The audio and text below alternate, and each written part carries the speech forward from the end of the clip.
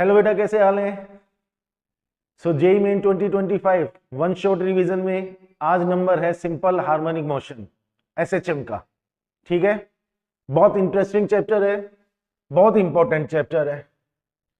कहानी स्टार्ट करते हैं एसएचएम की। एसएचएम की कहानी स्टार्ट करने से पहले पीरियडिक और ऑसिलेटरी मोशन को समझना पड़ेगा। ठीक है, मतलब एसएचएम तक पहुंचने के लिए दो स्टेप है, एक पीरियडिक मोशन और उसके बाद में ऑसिलेटरी मोशन। पीरियडिक मोशन का मतलब होता है एक ऐसा मोशन जो एक पर्टिकुलर टाइम इंटरवल के बाद में, मतलब एक फिक्स टाइम इंटरवल के बाद में जो रिपीट हो रहा हो, ऐसे मोशन को हम पीरियडिक मोशन कहते हैं। जैसे अर्थ रिवॉल्विंग अराउंड द सन, अब अर्थ सन के चारों तरफ घूम रही है, 365 दिन में एक चक्कर कंप्लीट करती है, फिर उसके बाद में मोशन रिपीट हो जाता है, तो ये पीरियडिक मोशन का एग्जांपल हो गया। पीरियडिक मोशन में अगर एक कंडीशन को ऐड कर दिया जाए तो उसका नाम ऑसिलेटरी मोशन हो जाएगा। अगर मैं पीरियडिक मोशन में टू एंड फ्रो की कंडीशन भी ले लूं, ये जो लिखा हुआ है टू एंड फ्रो, ये एक्चुअल में बेटा शॉर्ट फॉर्म है। टू का मतलब हुआ टुवार्ड्स, ठीक है, और फ्रो का मतलब हुआ अवे फ्रॉम। टुवार्ड्स का मतलब towards a point, away from का मतलब हुआ अवे फ्रॉम अ पॉइंट। ठीक है, इसका मतलब कोई पार्टिकल या कोई ऑब्जेक्ट इस तरीके से मोशन कर रहा है कि वो एक पर्टिकुलर पॉइंट की तरफ जाए, फिर उस पर्टिकुलर पॉइंट से दूर जाए, फिर उस पॉइंट की तरफ जाए और फिर उस पॉइंट से दूर जाए। तो towards the point, away from the point, towards the point, away from the point, इस तरह का जो मोशन होता है उसको हम ऑसिलेटरी मोशन कहते हैं। ठीक है, तो ऑसिलेटरी मोशन पीरियडिक मोशन का ही एक टाइप है, क्योंकि पीरियडिक मोशन की डेफिनेशन कहती है कि फिक्स टाइम इंटरवल के बाद में जो मोशन रिपीट होता है वो पीरियडिक मोशन है। ऑसिलेटरी मोशन भी एक फिक्स टाइम इंटरवल के बाद में रिपीट होगा, बस उसमें एक कंडीशन मैंने ऐड कर दी कि उसमें टू एंड फ्रो की कंडीशन बन रही हो। टू एंड फ्रो की कंडीशन अगर बनेगी तो उस पीरियडिक मोशन का नाम ऑसिलेटरी मोशन रखा जा सकता है। ठीक है, अब जो ऑसिलेटरी मोशन है उसमें ये पॉइंट है जिसके अबाउट हमारा पार्टिकल मोशन कर रहा है, इसको कहते हैं मीन पोजीशन। यहां तक पार्टिकल पहुंचा, इसको कहते हैं एक्सट्रीम पोजीशन। इधर यहां तक पार्टिकल पहुंचा, इसको भी कहेंगे एक्सट्रीम पोजीशन। तो जिसके अबाउट ऑसिलेशन हो रहे हैं उसको हम कहेंगे मीन पोजीशन। जहां तक हमारा पार्टिकल पहुंचेगा मैक्सिमम, जिस पोजीशन तक हमारा पार्टिकल पहुंचेगा उसको हम कहते हैं एक्सट्रीम पोजीशन। ठीक है, एग्जांपल पीरियडिक मोशन का motion of hands of the clock हो गया, motion of earth around the sun हो गया। Periodic motion in which body moves towards और away from along the same path about a mean और equilibrium position is called oscillatory motion. ठीक है, अब बात करते हैं एसएचएम की। अभी जो मैंने इस ऑसिलेटरी मोशन बोला तो मैंने टू एंड फ्रो की कंडीशन की बात की, मतलब एक पॉइंट की तरफ जाना और एक पॉइंट से दूर जाना है। ऐसे मोशन में हमारे पार्टिकल पर एक रीस्टोरिंग फोर्स लगता है, ये एक टर्म है important, restoring force. Restoring force का मतलब हुआ कि पार्टिकल पर एक फोर्स अप्लाई होता है जो हमारे पार्टिकल को हमेशा मीन पोजीशन की तरफ ले जाना चाहता है। ठीक है, पार्टिकल अगर एक्सट्रीम पोजीशन की तरफ जाएगा तो रीस्टोरिंग फोर्स मीन पोजीशन की तरफ लगेगा। सो रीस्टोरिंग फोर्स की टेंडेंसी हमेशा पार्टिकल को मीन पोजीशन की तरफ मूव कराने की है। ठीक है, अगर उस रीस्टोरिंग फोर्स की वैल्यू प्रोपोर्शनल टू वाई या प्रोपोर्शनल टू एक्स हो, ये वाई और एक्स क्या है? वाई और एक्स है मीन पोजीशन से हमारे पार्टिकल का डिस्प्लेसमेंट। ठीक है, अगर रीस्टोरिंग फोर्स की वैल्यू इस डिस्प्लेसमेंट के डायरेक्टली प्रोपोर्शनल है तो हम कहेंगे कि उस ऑसिलेटरी मोशन का नाम एसएचएम है। और अगर फोर्स डिस्प्लेसमेंट के प्रोपोर्शनल नहीं होगा, किसी दूसरे तरीके से डिपेंड कर रहेगा, तो उसका नाम ऑसिलेटरी मोशन तो है बट उसका नाम एसएचएम नहीं होगा। तो यहां पर हमने लिखा जैसे वाई के अलोंग अगर मोशन हो रहा है तो रीस्टोरिंग फोर्स हो गया माइनस के वाई। अब यहां पर ये जो के है ये कांस्टेंट है, फोर्स कांस्टेंट जिसको कहते हैं, उसकी वैल्यू एम ओमेगा स्क्वायर मिलती है। आगे ये कहानी हम डिस्कस करेंगे कि k equals to m omega square कहां से आया। तीन चार इंपॉर्टेंट टर्म्स हैं एसएचएम से रिलेटेड, डेफिनेशंस हैं। फर्स्ट है एम्पलीट्यूड। एम्पलीट्यूड का मतलब क्या हुआ? मीन पोजीशन हुई, एक्सट्रीम पोजीशन हुई, एक्सट्रीम पोजीशन हुई। इस डायरेक्शन को मैंने प्लस मान लिया तो ये एक्सट्रीम पोजीशन हो गई प्लस साइड में, इस डायरेक्शन को माइनस मान लिया तो ये एक्सट्रीम पोजीशन हो गई है माइनस साइड में। ठीक है, मीन पोजीशन से हमारे पार्टिकल का जो मैक्सिमम डिस्प्लेसमेंट आता है, that maximum displacement is called amplitude. So amplitude हुआ ये, नेगेटिव साइड में भी बात कर सकते हैं, एम्पलीट्यूड हुआ ये। ठीक है, the maximum displacement A is called the amplitude of the motion. Period या टाइम पीरियड या टाइम पीरियड का मतलब हुआ कि एक ऑसिलेशन कंप्लीट करने में कितना टाइम लगा। एक ऑसिलेशन का क्या मतलब हुआ बेटा, एक ऑसिलेशन कैसे काउंट करेंगे, मीन पोजीशन से एक्सट्रीम और एक्सट्रीम से मीन और मीन से एक्सट्रीम और एक्सट्रीम से मीन, ये जो पूरा राउंड कंप्लीट हुआ that will be called one oscillation. और एक ऑसिलेशन को कंप्लीट करने में जितना टाइम लगता है उसको हम कहते हैं टाइम पीरियड, और एक सेकंड में जितने ऑसिलेशंस होते हैं उसको हम कहते हैं फ्रीक्वेंसी। ठीक है, सो टाइम पीरियड भी क्लियर हुआ, फ्रीक्वेंसी भी क्लियर हुआ, एम्पलीट्यूड भी क्लियर हुआ। एंगुलर फ्रीक्वेंसी होती है omega that is equal to 2πf where f is the frequency. इस छोटी सी बात का ध्यान रखना कि फ्रीक्वेंसी है या एंगुलर फ्रीक्वेंसी है। अगर एंगुलर फ्रीक्वेंसी की बात करें तो 2πf लिखना है, तो ये फ्रीक्वेंसी आएगी और ये एंगुलर फ्रीक्वेंसी आएगी। फ्रीक्वेंसी और टाइम पीरियड में एक रिलेशन होता है f इक्वल टू 1/t, तो हम ओमेगा इक्वल टू 2π/t भी लिख सकते हैं, और ओमेगा की जो यूनिट आएगी दैट विल बी रेडियन पर सेकेंड। ठीक है, यहां तक की बात क्लियर हुई। हमने बात की पीरियडिक मोशन की, ऑसिलेटरी मोशन की और एसएचएम की। पीरियडिक मोशन का मतलब हुआ एक ऐसा मोशन जो एक फिक्स टाइम इंटरवल के बाद में रिपीट होता है। पीरियडिक मोशन में अगर टू एंड फ्रो की कंडीशन इन्वॉल्व हो जाए तो उस पीरियडिक मोशन का नाम ऑसिलेटरी मोशन होगा। ऑसिलेटरी मोशन में एक रीस्टोरिंग फोर्स काम करता है, अगर वो रीस्टोरिंग फोर्स मीन पोजीशन से पार्टिकल के डिस्प्लेसमेंट के डायरेक्टली प्रोपोर्शनल आता है तो उस ऑसिलेटरी मोशन को हम एसएचएम कह सकते हैं। 3-4 important definition, amplitude, time period, frequency और एंगुलर फ्रीक्वेंसी। एम्पलीट्यूड का मतलब हुआ मीन पोजीशन से मैक्सिमम डिस्प्लेसमेंट, मतलब मीन पोजीशन से एक्सट्रीम पोजीशन तक की जो डिस्टेंस आएगी that will B amplitude. Time period का मतलब हुआ एक ऑसिलेशन कंप्लीट करने में जो टाइम लगता है। फ्रीक्वेंसी का मतलब हुआ एक सेकंड में कितने ऑसिलेशंस कंप्लीट होते हैं। एंगुलर फ्रीक्वेंसी का मतलब हुआ omega equal to 2πf where f is the frequency. ठीक है, यहां तक की बात हमारी क्लियर हुई। टाइप ऑफ एसएचएम पर बात करते हैं। एसएचएम दो तरह का है, एसएचएम दो तरह का है, एक होता है लीनियर एसएचएम और एक होता है एंगुलर एसएचएम। पहले तो लॉजिकली दोनों में डिफरेंस देख ले, तो फिर एक्सप्रेशंस पर बात करेंगे। लीनियर एसएचएम का मतलब हुआ एक लाइन पर जो एसएचएम होता है, एक स्ट्रेट लाइन पर जो एसएचएम होता है that is called linear SHM. और एक एसएचएम ऐसे एंगुलर फॉर्म में होता है, सर्कुलर पाथ में, उसको हम कहते हैं एंगुलर एसएचएम। ठीक है, मैं लीनियर एसएचएम की कहानी दिमाग में रख लूंगा, on the basis of analogy मैं एंगुलर एसएचएम की कहानी बना लूंगा। मोस्टली हमारे यूज में भी आता है। लीनियर एसएचएम की बात करें तो वही हमने लिखा था, restoring force F equals to minus k y, k is the restoring force constant. ठीक है, F equals to minus k y, पहला पॉइंट। दूसरा पॉइंट एक्सीलरेशन की अगर बात करेंगे तो F इक्वल्स टू मैंने m में लिखा तो m में equals to minus k y आया, वहां से a equals to minus k upon m into y आ गया। ठीक है, ये जो एक्सीलरेशन है that is the second time differentiation of the displacement with respect to time. a equals to dv upon dt होता है, v को मैंने dx अपॉन dt लिखा तो ये d2x अपॉन dt स्क्वायर बन जाएगा। तो a को मैंने d2y, x या y कुछ भी हो सकता है, d2y अपॉन dt स्क्वायर, इसको इधर शिफ्ट कर दिया, k upon m into y equals to 0। ये जो इक्वेशन है ना बेटा, इसको हम कहते हैं डिफरेंशियल इक्वेशन। क्या कहते हैं? Differential equation of SHM. इसको एसएचएम का डिफरेंशियल इक्वेशन कहेंगे। बहुत बढ़िया।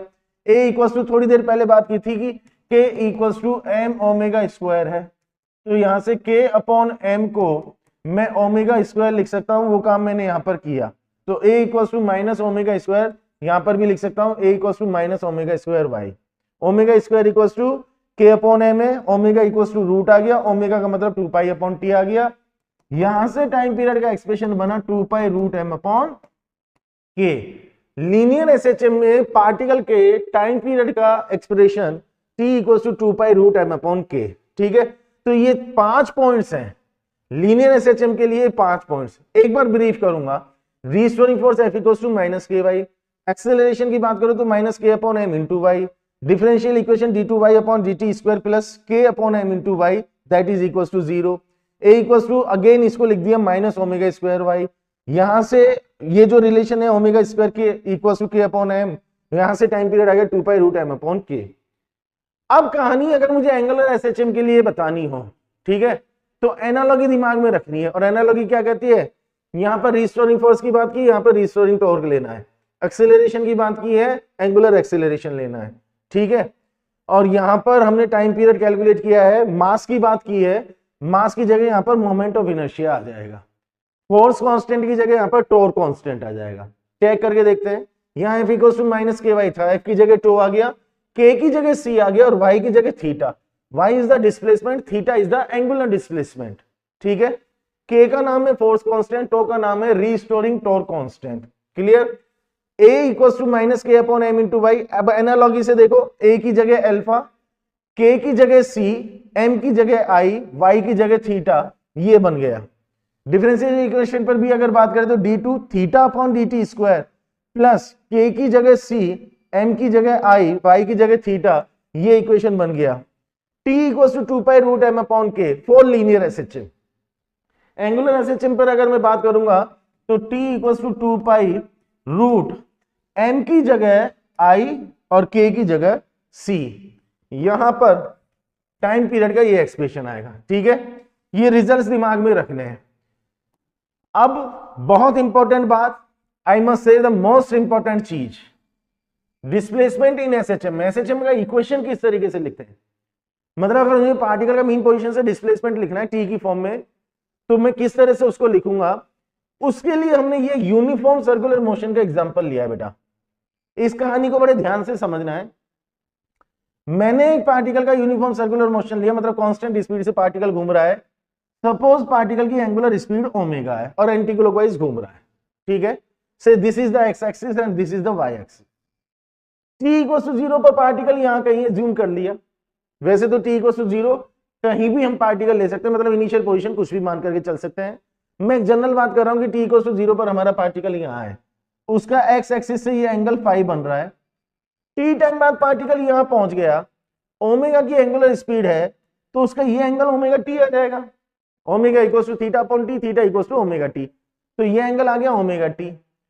अब मैंने पार्टिकल की जो पोजीशन है उस पोजीशन से परपेंडिकुलर ड्रॉ किया है वाई एक्सिस पर भी और एक्स एक्सिस पर भी। ठीक है, ये जो पॉइंट मिला और ये जो पॉइंट मिला, इन दोनों को भी अगर मैं पार्टिकल एज्यूम कर लूं तो इनकी जो पोजीशन है वो एक्चुअल में जो पार्टिकल है उस पार्टिकल की पोजीशन पर डिपेंड करती है। मतलब जैसे जैसे इस पार्टिकल की पोजीशन चेंज होगी वैसे वैसे इन दोनों की पोजीशन भी कॉरेस्पॉन्डिंगली चेंज होगी। करना क्या है, परपेंडिकुलर ड्रॉ करके बस इनकी पोजीशन को चेक करते हुए चलेंगे इसके साथ में। ठीक है, जैसे मैं इस पार्टिकल की बात कर लूं तो अब ये पार्टिकल जब इधर की तरफ मूव करेगा और मैं परपेंडिकुलर ड्रॉ करता हुआ चलूंगा तो ये पार्टिकल इधर की तरफ जाएगा। अब ये पार्टिकल अगर यहां से यहां पहुंचा तो परपेंडिकुलर वाला पार्टिकल यहां पहुंच गया, देन पार्टिकल सर्कल में घूमने वाला यहां से यहां पहुंचा, तो ये वाला पार्टिकल बेटा यहां पर पहुंच गया, ये यहां से यहां पर पहुंचा, यहां से यहां पर पहुंचा, ये यहां से यहां पर पहुंचा, ये यहां से यहां पर पहुंचा। कहने का मतलब ये हुआ कि अगर मैं इस पार्टिकल को देखूं तो ये तो सर्कुलर मोशन कर रहा है, बट उसके कोरेस्पॉन्डिंग अगर मैं इधर एक पार्टिकल की स्टडी करूं जिसकी पोजीशन इसके अकॉर्डिंग चेंज हो रही है, तो बेटा ये वाला पार्टिकल ध्यान से देखूं तो एसएचएम कर रहा है इस पॉइंट के अबाउट। पार्टिकल इधर जा रहा है, इधर आया, फिर इधर गया, फिर इधर आया, तो ये हमारे एसएचएम वाले पार्टिकल की मीन पोजीशन हो गई और ये हमारे पार्टिकल का डिस्प्लेसमेंट हो गया। मुझे डिस्प्लेसमेंट का ही इक्वेशन लिखना है। इस कहानी को बहुत ध्यान से समझना पड़ेगा, ये बेसिक चीज है एसएचएम की।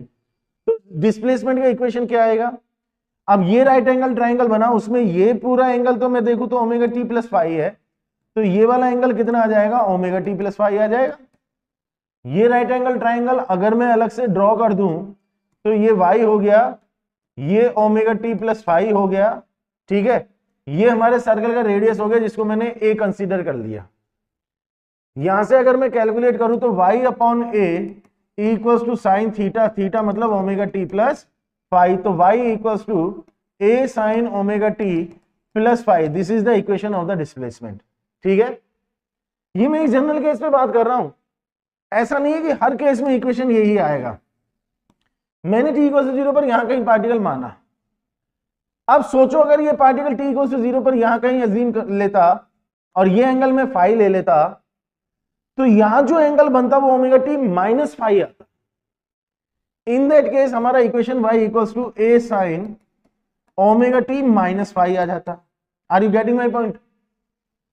सो फाइनली इक्वेशन में या प्लस आएगा या माइनस आएगा, इट डिपेंड्स कि हमने इनिशियली पार्टिकल को कहां पर कंसीडर किया है।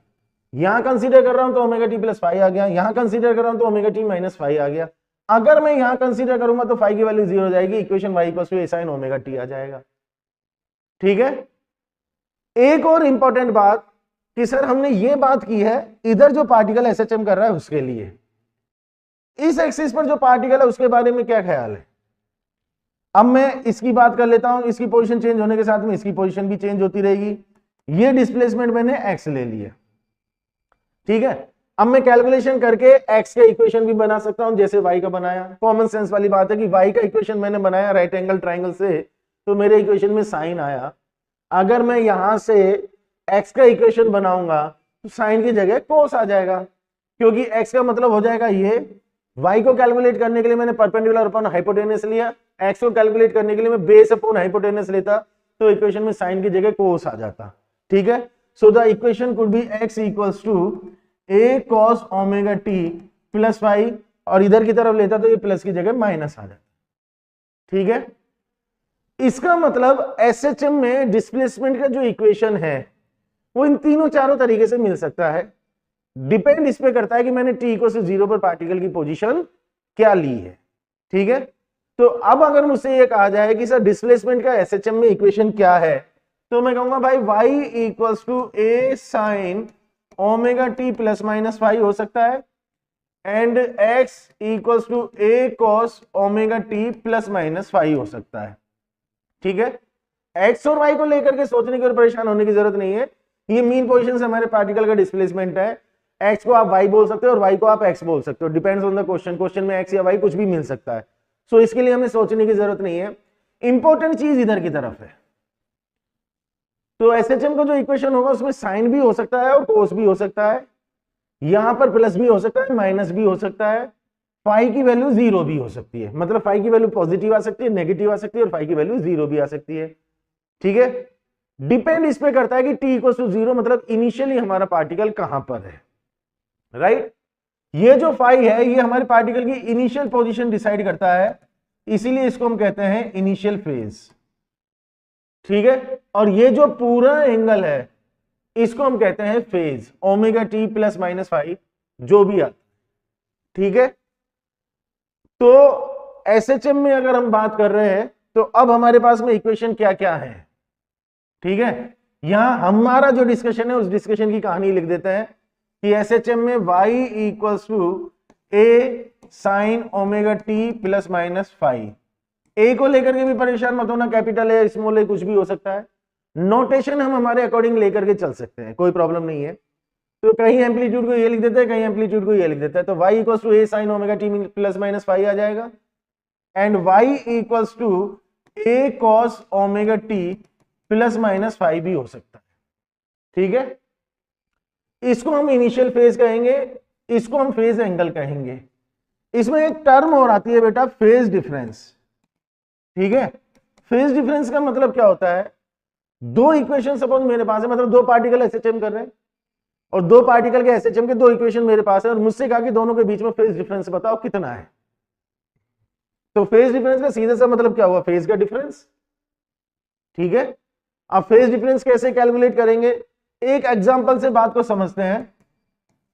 मान लो एक इक्वेशन है y equals to a sine omega T plus pi by 3, और दूसरा इक्वेशन है y2 equals to suppose a sine omega T plus pi by 2।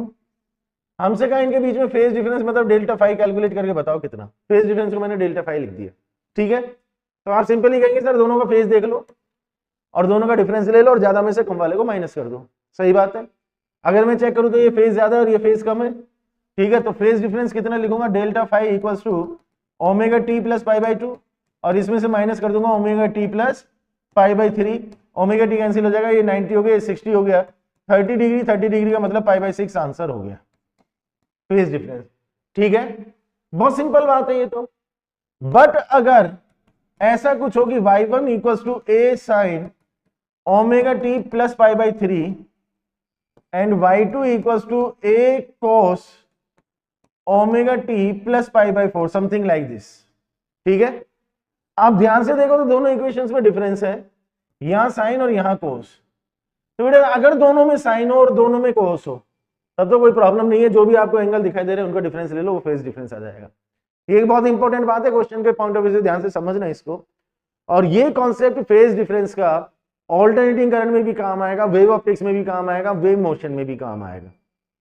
इसलिए इस चीज को बहुत ध्यान से समझ लेना है कि फेज डिफरेंस कैसे कैलकुलेट किया जाता है।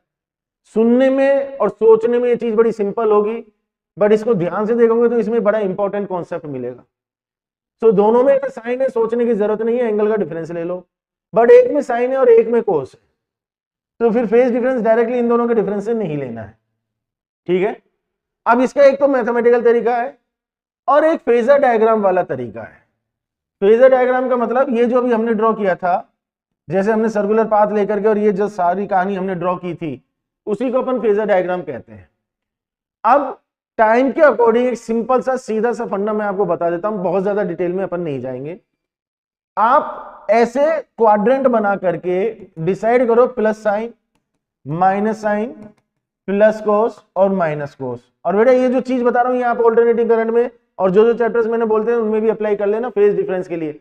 बिल्कुल बेसिक, बिल्कुल सिंपल और बहुत बढ़िया तरीका है फेज डिफरेंस को कैलकुलेट करने का।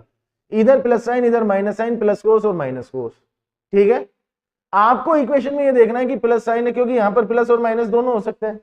अब सपोज यहां पर माइनस होता तो मैं कहता ये माइनस साइन है, मतलब मैं इस कहानी को पकड़ता। अभी मैंने यहां पर प्लस लिया तो प्लस साइन है, ठीक है भाई। प्लस साइन में यहां पर π/3 है, तो इसका मतलब प्लस साइन वाली लाइन को पकड़ करके प्लस π/3 मतलब π/3 आगे चले जाओ। इधर का मतलब समझो आगे और इधर का मतलब समझो पीछे। सो यहां अगर माइनस π/3 होता तो मैं इधर से π/3 पीछे इधर आ जाता। तो आगे बढ़ने का मतलब इधर घूमो और पीछे बढ़ने का मतलब इधर घूमो। ठीक है, प्लस साइन है, इस लाइन को लिया, प्लस में π/3 है, इधर घूम गया। अब ऐसे ही इसमें देखता हूं प्लस कोस इस लाइन को पकड़ा, उसमें प्लस π/4 है, तो यहां से π/4 इधर की तरफ घूम जाओ, ये एंगल π/4 आया। ठीक है, अब एक यहां पर है और एक यहां पर है, सिंपल इन दोनों फेजर के बीच में, फेजर मतलब ये जो वेक्टर्स बने इनके बीच में बेटा जो एंगल दिखाई देगा that will your phase difference. ठीक है, तो कहानी क्या रही, देखो कि plus sine, minus sine, plus cos, minus cos, चारों में से कौन है, वो वाली लाइन आप लो। फिर यहां पर देखो प्लस में एंगल है या माइनस में एंगल है, प्लस में है तो उससे उतने एंगल आगे बढ़ जाओ, माइनस में तो उससे उतने एंगल पीछे आ जाओ। दोनों के लिए ड्रॉ कर लो, दोनों के बीच में जो एंगल दिखाई देगा that will be the phase difference. जैसा भी इस केस में ये 45 डिग्री हो गया, अगर मैं डिग्री में बात करूं तो ये 60 डिग्री है, तो ये 30 डिग्री है, इसका मतलब फेज डिफरेंस 75 डिग्री हुआ। रेडियन में चेंज करूंगा तो π/180 मल्टीप्लाई कर दूंगा, आंसर आ जाएगा। वो कैलकुलेशन तो आप कर लोगे डिग्री और रेडियन वाली। एक्चुअल में क्या है कि मैं एकदम से डिग्री में क्यों बोल रहा हूं, क्योंकि डिग्री में कैलकुलेट करना थोड़ा सा इजी हो जाएगा। अदर में π/4, π/3 उनको प्लस माइनस करता हूं, थोड़ा सा टाइम लग जाता है। ठीक है, तो ये कुछ कन्वर्जन तो डायरेक्ट याद होने चाहिए कि 30 डिग्री का मतलब π/6, 45 डिग्री π/4, 60 डिग्री π/3, 90 डिग्री π/2, 3π/4, 135 डिग्री के लिए। इस तरह से ये सारा सब कुछ याद होना चाहिए। तो यहां पर इस तरह से हम फेज डिफरेंस कैलकुलेट कर सकते हैं। पॉइंट क्लियर हुआ। अब यहाँ प्लस की जगह जैसे माइनस होता, इसी एग्जांपल में बात कर लेता हूं, माइनस होता तो ये माइनस साइन और उससे π/3 आगे तो हम इधर की तरफ जाते, और माइनस π/3 होता तो हम पीछे चले जाते। ऐसे फेज डिफरेंस कैलकुलेट किया जाए। ठीक है, ये कहानी क्लियर हुई। आगे कुछ पॉइंट्स इससे रिलेटेड आएंगे, ध्यान रखना। फेज इन एसएचएम डिस्कस मैंने कर लिया। अब यहां पर कहानी पढ़ करके देख लेते हैं। Phase, the physical quantity which represents the state of motion of a particle is called phase.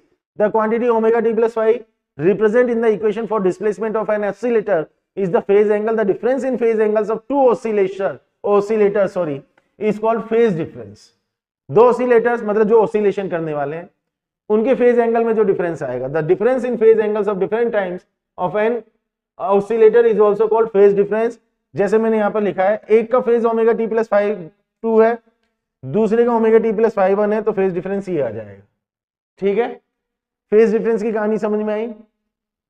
चलो जी, अब डिस्प्लेसमेंट हमारे पास आ गया, वेलोसिटी की बात करते हैं। ठीक है, एक दो चीजें डायरेक्टली बोल देता हूं, दिमाग में रख लेना।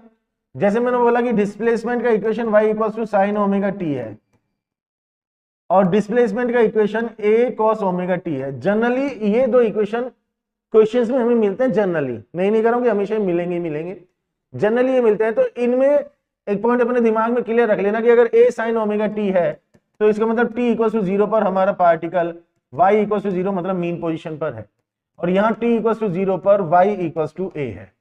तो अगर cos ओमेगा t आ रहा है इसका मतलब पार्टिकल इनिशियली एक्सट्रीम पोजीशन पर है, और अगर sin ओमेगा t आ रहा है इसका मतलब इनिशियली पार्टिकल मीन पोजीशन पर है। ठीक है, मोस्ट ऑफ द केसेस में हम इसको लेकर के चलते हैं। तो जैसे हमने इक्वेशन मान लिया y equal to a sin omega t, अगर मुझे वेलोसिटी का इक्वेशन बनाना है क्या करूंगा बेटा, डिफरेंशिएशन कर दूंगा। dy अपॉन dt का डिफरेंशिएशन किया, साइन का कोस आ गया, एंगल ओमेगा t आ गया, ओमेगा t का ओमेगा आ गया। ठीक है, तो v equal to a omega, cos omega t को मैंने root 1 minus sine square omega t। अब ये तो आ गया मेरे पास में v t की फॉर्म में, a omega cos omega t। संभाल के रखने इन इक्वेशंस को। अब मैं v और y के बीच में रिलेशन चाह रहा हूं, तो cos ओमेगा t को मैंने root 1 minus sine square omega t बोला। यहां से मैंने साइन ओमेगा t की वैल्यू ली, y अपॉन a यहां पर पुट कर दी, तो y square upon a square बना। इसको सॉल्व कर लिया तो v और y का रिलेशन ये आया। मुझे टाइम की फॉर्म में वेलोसिटी चाहिए तो ये है, मुझे अगर डिस्प्लेसमेंट की फॉर्म में वेलोसिटी चाहिए तो ये है, v equal to omega root a square minus y square, where y is the displacement from the mean position. ठीक है, अब इसके कुछ कंक्लूजन है, इंपॉर्टेंट कंक्लूजन जो याद रख लेने हैं direct. Velocity will be maximum when the displacement x equal to 0। x या y कुछ भी कह सकते हैं, इसमें कंफ्यूज होने की जरूरत नहीं है। जब पार्टिकल मीन पोजीशन पर होगा तो उसकी वेलोसिटी मैक्सिमम होगी, that is at mean position, और मैक्सिमम वेलोसिटी होगी a ओमेगा। ठीक है, तो मीन पोजीशन पर पार्टिकल की वेलोसिटी मैक्सिमम आती है, a ओमेगा आती है। बिल्कुल सही बात है। Velocity will be minimum when x equals to plus a और माइनस a। प्लस a भी हो सकता है, माइनस a भी हो सकता है, मतलब एक्सट्रीम पोजीशन पर मैक्सिमम डिस्प्लेसमेंट पर वेलोसिटी 0 आएगी। ठीक है, और एक इंपॉर्टेंट बात ये जो फेज डिफरेंस से रिलेटेड अभी हमने डिस्कस किया, velocity is always ahead of displacement bye phase angle pi by 2। Velocity और डिस्प्लेसमेंट के बीच में जो फेज डिफरेंस आएगा वो पाई बाय 2 आएगा। ठीक है, सॉरी। अब यहां पर अगर हम देखें तो डिस्प्लेसमेंट का इक्वेशन ये है, अगर ये इक्वेशन है तो वेलोसिटी का इक्वेशन ये है। अभी जो थोड़ी देर पहले हमने डिस्कस किया था, प्लस साइन प्लस कोस, बस इतने से बात क्लियर हो जाएगी। प्लस साइन है इसका मतलब डिस्प्लेसमेंट की कहानी इधर है, प्लस कोस है वेलोसिटी की कहानी इधर है, फेज डिफरेंस पाई बाय 2 आ गया। और इधर जाने का मतलब आगे है, इसका मतलब ये इससे आगे है, वेलोसिटी डिस्प्लेसमेंट से पाई बाय 2 आगे है। ठीक है, ग्राफ अगर प्लॉट करेंगे तो यहां से v और y का रिलेशन बनाएंगे तो ये रिलेशन आ जाएगा, y भी कह सकते हो x भी कह सकते हो, v square upon omega square a square plus X square या Y square upon A square equals to 1। This is the equation of ellipse. तो वेलोसिटी और डिस्प्लेसमेंट का जो ग्राफ आएगा वो इलिप्स आएगा। हाँ, अगर इसमें ओमेगा इक्वल्स टू 1 होगा तो वो ग्राफ सर्कल बन जाएगा। ये ग्राफिकल अप्रोच में हम सीखते हैं। भाई इलिप्स का जनरल इक्वेशन क्या बोलते हैं, x square upon A square plus y square upon b square equals to 1। उसी के बेसिस पर v और y का जो ग्राफ आएगा यहाँ पर इलिप्स आएगा। तो इसमें अगर ओमेगा की वैल्यू 1 कर देंगे तो वो ग्राफ सर्कल बन जाएगा। ठीक है, यहां तक की कहानी क्लियर हुई। एक एक्सीलरेशन की कहानी और है, जब वेलोसिटी की कहानी समझ में आ गई तो एक्सीलरेशन भी समझ में आ जाएगा, क्योंकि डिस्प्लेसमेंट का डिफरेंशिएशन करके वेलोसिटी आया है तो वेलोसिटी का डिफरेंशिएशन करके एक्सीलरेशन आ जाएगा। वेलोसिटी आ गया हमारे पास में ए ओमेगा कोस ओमेगा टी, एक बार और डिफरेंशिएशन कर दो। डिफरेंशिएशन किया तो ए ओमेगा कांस्टेंट, कोस का differentiation minus sign angle omega T, omega T का ओमेगा आएगा तो बाहर ओमेगा से मल्टीप्लाई होकर के ओमेगा स्क्वायर बन गया। तो एक्सीलरेशन आ गया minus A omega square sine omega T. This is the equation of acceleration. Clear है बेटा बात? ये एक्सीलरेशन का इक्वेशन आ गया।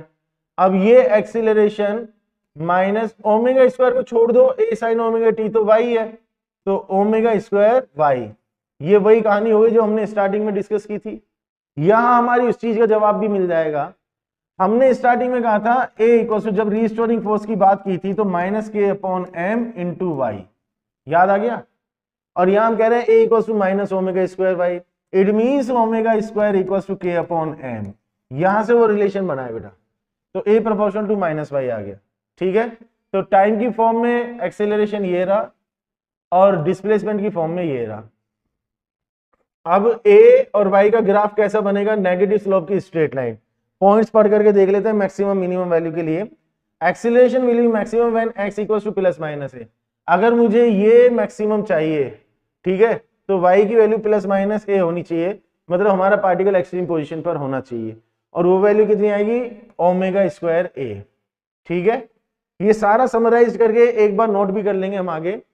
तो जो मैक्सिमम आ रहा है वो ओमेगा स्क्वायर a आ रहा है और एक्सट्रीम पोजीशन पर आ रहा है, will be minimum when x equals to 0, minimum value will be 0।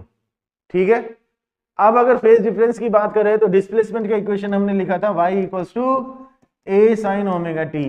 चलो जी, तो डिस्प्लेसमेंट हमने यहाँ लिया, एक्सेलरेशन का इक्वेशन देखे तो माइनस साइन आ रहा है, माइनस साइन का मतलब हो गया इधर, तो इनके बीच में फेज डिफरेंस कितना आ गया पाई का, मतलब एक्सेलरेशन डिस्प्लेसमेंट से पाई आगे है, ये डिस्प्लेसमेंट, ये वेलोसिटी, ये acceleration. Velocity is ahead of displacement by pi by 2, acceleration is ahead of velocity by pi by 2। ठीक है, acceleration is ahead of displacement by an angle pi opposite to the displacement, acceleration leads the velocity by angle pi by 2। Clear होगी बात? the graph between acceleration and displacement is a straight line, यहां मैंने बात की थी negative slope की straight line, ऐसा graph आएगा which passes through the origin, और उसका स्लोप आएगा माइनस ओमेगा स्क्वायर। ठीक है, तो ये डिस्प्लेसमेंट, वेलोसिटी और एक्सेलरेशन की कहानी, यहां तक की बात क्लियर है 100% तरीके से। आगे की बात करते हैं, जो भी डिस्प्लेसमेंट, वेलोसिटी और एक्सेलरेशन से रिलेटेड कहानी अभी हमने डिस्कस की, उस कहानी की समरी देख लेते हैं ग्राफिकल रिप्रेजेंटेशन में। ठीक है, ग्राफिकल रिप्रेजेंटेशन क्या कह रहा है देखना, पहले तो ग्राफ में ऊपर जो पॉइंट्स लिखे हुए बेटा पहले उनको तो चेक कर लेते हैं, in the form of t, in the form of y, maximum value, ये सीरियल नंबर है। डिस्प्लेसमेंट की बात कर रहे हैं तो डिस्प्लेसमेंट को हमने टी की फॉर्म में लिखा, y equals to a sine omega t. ठीक है, तो वाई तो वाई हो ही गया, मैक्सिमम वैल्यू आएगी वाई इक्वल्स टू ए, मैं कह सकता हूं y equals to plus minus a. ठीक है, प्लस माइनस कहने का मतलब एक्सट्रीम पोजीशन पॉजिटिव साइड में भी हो सकती है और नेगेटिव साइड में भी हो सकती है, दोनों ही एक्सट्रीम है, तो प्लस माइनस ए कह सकता हूं।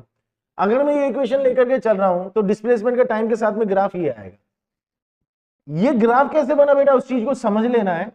y equals to a sine omega को मैंने 2 पाई अपॉन कैपिटल टी लिखा और स्मॉल टी लिखा, टाइम के साथ में ग्राफ बना रहा हूं तो टी की वैल्यूज ले लिया 0, t/4, t/2, 3t/4 और कैपिटल टी।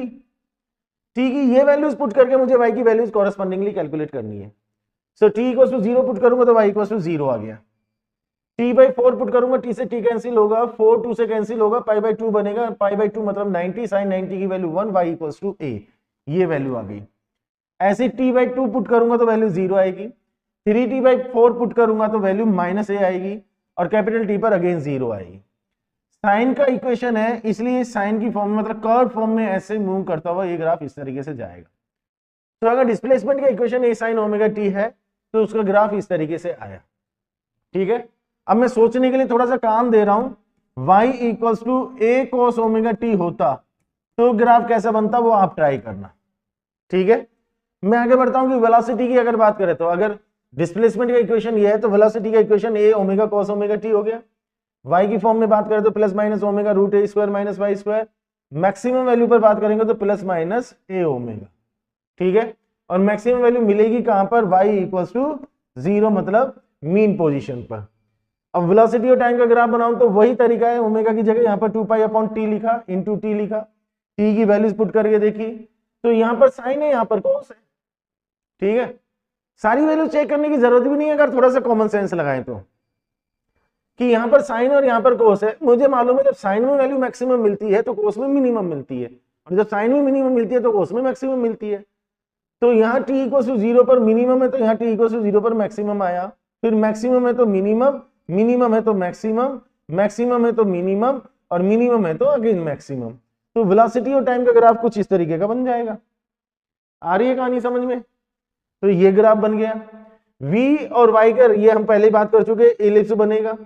अब यहां पर मैं वैल्यू को ओमेगा लेस देन 1 लेकर के चला हूं, अगर ओमेगा लेस देन 1 है तो इलिप्स इस तरह का आ रहा है, ओमेगा ग्रेटर देन 1 होता तो खड़ा इलिप्स बन जाता, मतलब इलिप्स इस तरीके का आ जाता अगर ओमेगा ग्रेटर देन 1 होता तो, और ओमेगा इक्वल टू 1 होता तो सर्कल बन जाता। ठीक है, ये डिस्प्लेसमेंट और वेलोसिटी की बात हुई। बात कर लेते हैं एक्सीलरेशन की। एक्सीलरेशन के लिए क्या होगा, डिस्प्लेसमेंट और वेलोसिटी का इक्वेशन हमने लिखा तो एक्सीलरेशन का इक्वेशन यह है माइनस ओमेगा स्क्वायर ए साइन ओमेगा टी।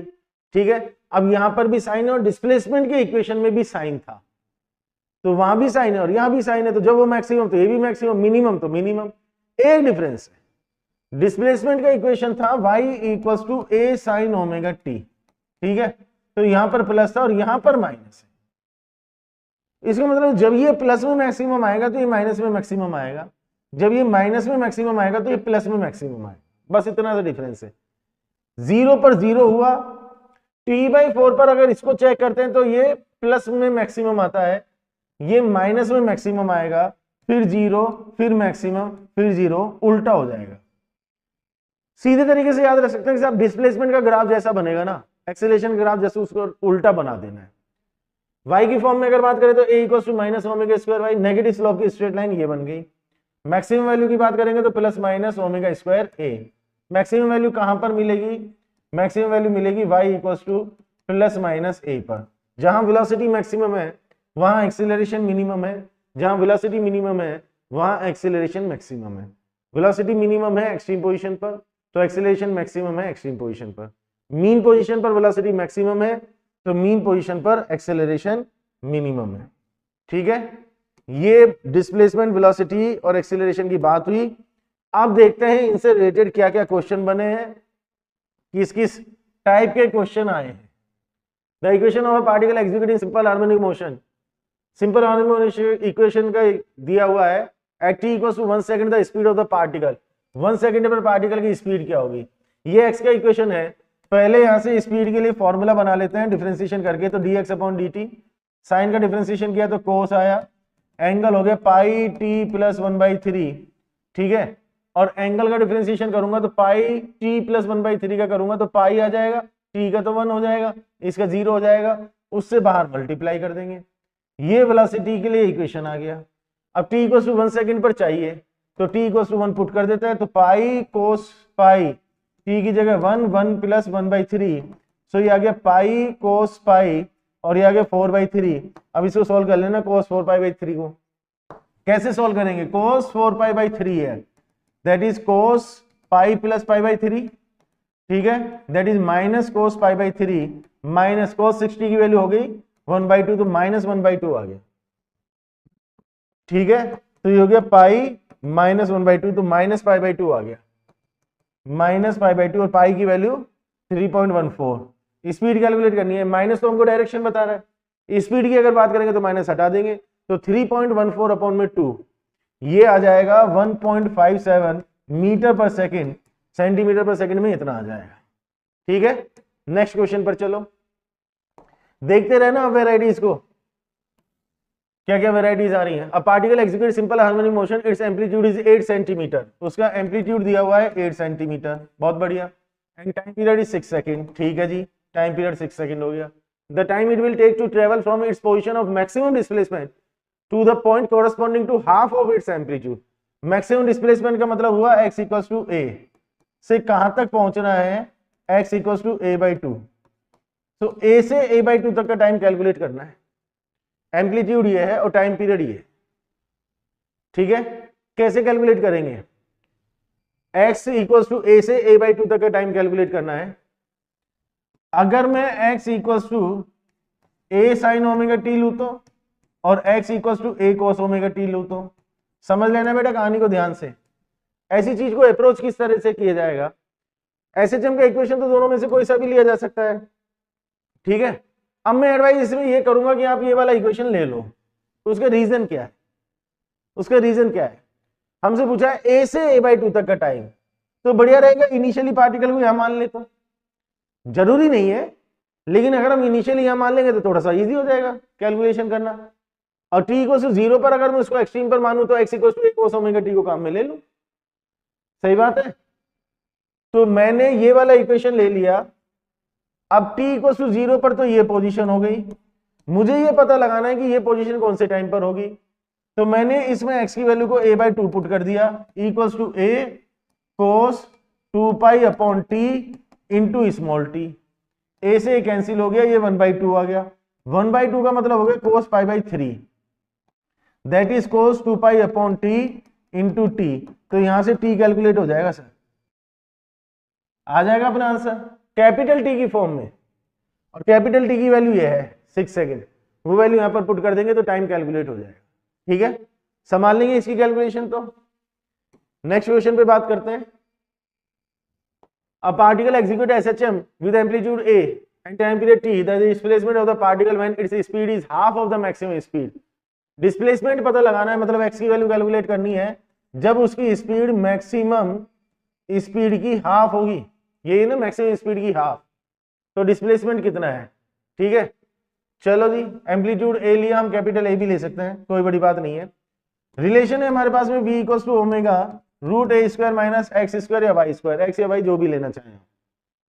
ठीक है, मुझे v चाहिए मैक्सिमम का हाफ, मैक्सिमम होता है ए ओमेगा, तो v की वैल्यू a omega by 2 equal to omega root a square minus x square, omega गायब, a square by 4 a square minus x square equal to a square minus a square by 4 that is 3 a square by 4, तो x equal to a root 3 by 2, और उसने बोला है a root x by 2, इसका मतलब x equal to 3, that is our answer. कहानी समझ में आ गई, सिंपल है। चलो next question. A simple harmonic motion is represented by y equals to, this is the equation, the amplitude and time period of the motion। ठीक है, अब इसमें एक बात है वो याद रखनी है, अगर इक्वेशन है y equals to a1 sin omega T plus a2 cos omega t, बेटा अगर इस टाइप का इक्वेशन है, हालांकि इसके लिए डेरिवेशन है बट डेरिवेशन नहीं बताऊंगा अभी, अगर इस तरह का कोई इक्वेशन है तो ये एसएचएम का इक्वेशन है। ठीक है, एसएचएम का इक्वेशन है, और इसमें अगर मुझे एम्पलीट्यूड लिखना है तो root a1 square plus a2 square आएगा, ये ध्यान रखना है, root a1 square plus a2 square. तो पहले अपन यहां पर बात कर लेते हैं, इक्वेशन है हमारा y इक्वल्स टू 5 को अंदर मल्टीप्लाई कर दो, 5 sign 3 pi T plus 5 root 3 cos 3 pi T. अब यहां से अगर एम्पलीट्यूड कैलकुलेट करें तो रूट 5 का स्क्वायर 5 रूट 3 का स्क्वायर, 5 स्क्वायर प्लस 5 रूट 3 का square that is equals to 25 75 100 100 का आ गया 10। तो एम्पलीट्यूड तो मिल गया 10 सेंटीमीटर, इन दोनों में से कुछ होना है। अब टाइम पीरियड और कैलकुलेट करना है। ठीक है, टाइम पीरियड की अगर बात करें तो ओमेगा देख लो, ओमेगा तो ये रहा अपना, तो omega equals to 3 pi equals to 2 pi upon t, तो टी इक्वल्स टू 2/3। खत्म हो गई बात। ये वाली बात ध्यान रखना, अगर ये इक्वेशन है तो एम्पलीट्यूड यहां से कैलकुलेट होगा। ठीक है, चलो नेक्स्ट क्वेश्चन पर। नेक्स्ट क्वेश्चन क्या कह रहा है, a particle is making simple harmonic motion along the x axis if at a distance x1 and x2 from the mean position the velocity of the particle v1 and v2। x1 पर v1 है, x2 पर v2 है। ठीक है, the time period of its oscillation, तो oscillation का time period क्या आएगा। ठीक है यार, v equals to omega root a square minus x square, दो पोजीशन पर दो वेलोसिटी है, दो इक्वेशन बना लेते हैं। v1 equals to omega root a square minus x1 square and v2 equals to omega root a square minus x2 square. ठीक बात है। अब देखो बेटा, v1 square plus v2 square और v1 square minus v2 square है, इसका मतलब स्क्वायर करके प्लस या माइनस करना तो है ही। ठीक है, तो अपन एक काम करते हैं, v1 square equals to omega square a square minus x1 square and v2 square equals to omega square a square minus x2 square. एक बार ये v1 square minus v2 square करके देख लेते हैं बेटा, इसमें से इसको माइनस कर लिया, ओमेगा स्क्वायर मैंने कॉमन ले लिया, तो a square minus x1 square minus a square minus x2 square. सही बात है, तो v1 square minus v2 square equals to omega square a square minus x1 square minus a square plus x2 square, ये cancel हो गया। तो यहां से omega square equals to v1 square minus v2 square upon x2 square minus x1 square आ गया बेटा। Calculation check कर लेना, और ओमेगा की बात करेंगे तो ये रूट आ गया, और omega equals to 2 pi upon t आ गया, और टी की बात करेंगे तो ये इधर चला जाएगा, ये अपॉन में चला जाएगा, तो यहां से t equals to 2 pi x2 minus x1 square upon में v1 square minus v2 square, ये पूरा रूट। ये कहानी बनेगी। तो x2 square minus x1 square upon v1 square minus v2 square. Calculation check कर लेना, ये वाला ऑप्शन शायद अपना आ रहा है। कैलकुलेशन पार्ट चेक कर लेना, अप्रोच क्या है वो समझ में आ गई, काम किस तरह से करना है। ठीक है, नेक्स्ट क्वेश्चन पर चलो। A particle move such that its position vector दिया हुआ है r vector equals to cos omega t, note कर लेता हूं, r vector equals to cos omega t i plus sin omega t j। ठीक है जी, where omega is a constant, t is the time, then which of the following statements are true for the velocity and acceleration। Velocity और acceleration के लिए, तो velocity और acceleration की बात करनी तो पहले वेलोसिटी कैलकुलेट कर लेते हैं, फिर अपन ऑप्शन चेक करेंगे। यहाँ डिफरेंशिएशन करके वेलोसिटी निकाल लें, तो ये आ जाएगा minus omega sine omega t i plus omega cos omega t j. So v vector equals to omega bracket में minus sine omega t i plus में कॉस ओमेगा टी जे। ठीक बात है। एक्सेलरेशन चाहिए तो एक डिफरेंशिएशन और कर लेते हैं, मतलब dv अपॉन dt कर लेते हैं, तो ये आ गया ओमेगा। ठीक है, और यहां डिफरेंशिएशन अगर करेंगे तो minus omega cos omega t i plus यहां पर आ जाएगा minus omega sine omega t j. Is that clear? Cos का माइनस साइन आएगा ना, तो ये माइनस ओमेगा कर दिया, माइनस ओमेगा को बाहर निकाल सकते हैं, तो a vector equals to minus omega square बन जाएगा और ब्रैकेट में cos omega t i plus sine omega t j. ठीक है, ये तो अपना आर वेक्टर आ गया क्या, देखना जरा ध्यान से। So a vector equals to minus omega square r vector, इसका मतलब ए वेक्टर आर वेक्टर के अपोजिट है। अब ऑप्शन पढ़ते हैं, v vector and a vector both are perpendicular to r vector. बेटा मैं प्रोसेस बता देता हूं, आप चेक करके देख लेना। ठीक है, v और a दोनों r के परपेंडिकुलर है क्या, v वेक्टर ये रहा मेरे पास में और r वेक्टर ये रहा, डॉट प्रोडक्ट करके देख लो। अगर डॉट प्रोडक्ट 0 आ रहा है तो वेलोसिटी r के परपेंडिकुलर, मतलब r वेक्टर के परपेंडिकुलर है। ऐसे a vector dot r vector करके देख लो, डॉट प्रोडक्ट 0 आ रहा है तो ये भी इसके परपेंडिकुलर है। ठीक है, वैसे आना नहीं चाहिए, दोनों तो परपेंडिकुलर नहीं आएंगे। v vector is perpendicular to r vector and a vector is directed towards the origin.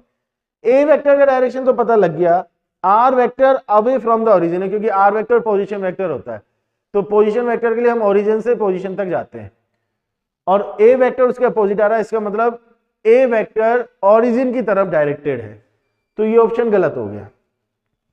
और a और r के बीच में 90 डिग्री भी नहीं आएगा, तो ये ऑप्शन भी नहीं बनेगा बेटा, चेक करने की भी जरूरत नहीं है। Towards the a vector is directed towards the origin, ये बात सही है। v वेक्टर r के परपेंडिकुलर है नहीं, डॉट प्रोडक्ट कर लेना। v vector and a vector both are parallel to r vector, तो इस तरह से डॉट प्रोडक्ट करके आप सारे ऑप्शंस को चेक कर सकते हैं। अगर मैं v और r का डॉट प्रोडक्ट करके देखूं, एक बार ओरली बात कर लेता हूं, ये आगे मेरे पास में डॉट प्रोडक्ट करूंगा तो minus omega sine omega t cos omega t और plus omega sine omega t cos omega t, ये 0 आ जाएगा भाई। तो r वेक्टर और v वेक्टर का डॉट प्रोडक्ट 0 आ रहा है, तो v वेक्टर r वेक्टर के परपेंडिकुलर है and a vector is directed towards the origin. भाई साहब ये ऑप्शन अपना सही हो गया, बाकी के ऑप्शंस भी चेक कर लेना। ठीक है, वैसे तो स्टेटमेंट्स इज ट्रू, तो एक ही ऑप्शन होगा, फिर भी आप ट्राई करके देख लेना, तरीका मैंने आपको बता दिया है। ठीक है, तो ये कहानी समझ में आई। तो जितना भी अपन ने डिस्प्लेसमेंट, वेलोसिटी और एक्सीलरेशन के बारे में डिस्कस किया, उससे रिलेटेड क्वेश्चंस की वैरायटीज देख ली, कैसे कैसे क्वेश्चंस बन रहे हैं। ठीक है, इन सारे क्वेश्चंस को अच्छी तरह से समझना है कि कैसे इन क्वेश्चंस को अप्रोच किया गया है। यहां तक की बात क्लियर है? बात करते हैं एनर्जी की, कहानी स्टार्ट करेंगे एनर्जी से। ठीक है, एनर्जी की अगर बात करें तो पार्टिकल के पास में दो एनर्जी होंगी। कौन कौन सी दो एनर्जी होंगी? एक पोटेंशियल एनर्जी होगी, दूसरी काइनेटिक एनर्जी होगी। ठीक है, और फिर उसके बाद में टोटल एनर्जी कैलकुलेट कर लेंगे। पहले अगर हम पोटेंशियल एनर्जी की बात करें तो पोटेंशियल एनर्जी और फोर्स के बीच में बेटा एक बेसिक रिलेशन होता है, F = -du अपॉन dy। पहली बात तो ये है कि जो पोटेंशियल एनर्जी है that is defined for the conservative force of field only. केवल कंजर्वेटिव के लिए पोटेंशियल एनर्जी को डिफाइन किया जाता है, नॉन कंजर्वेटिव के लिए डिफाइन करते ही नहीं है।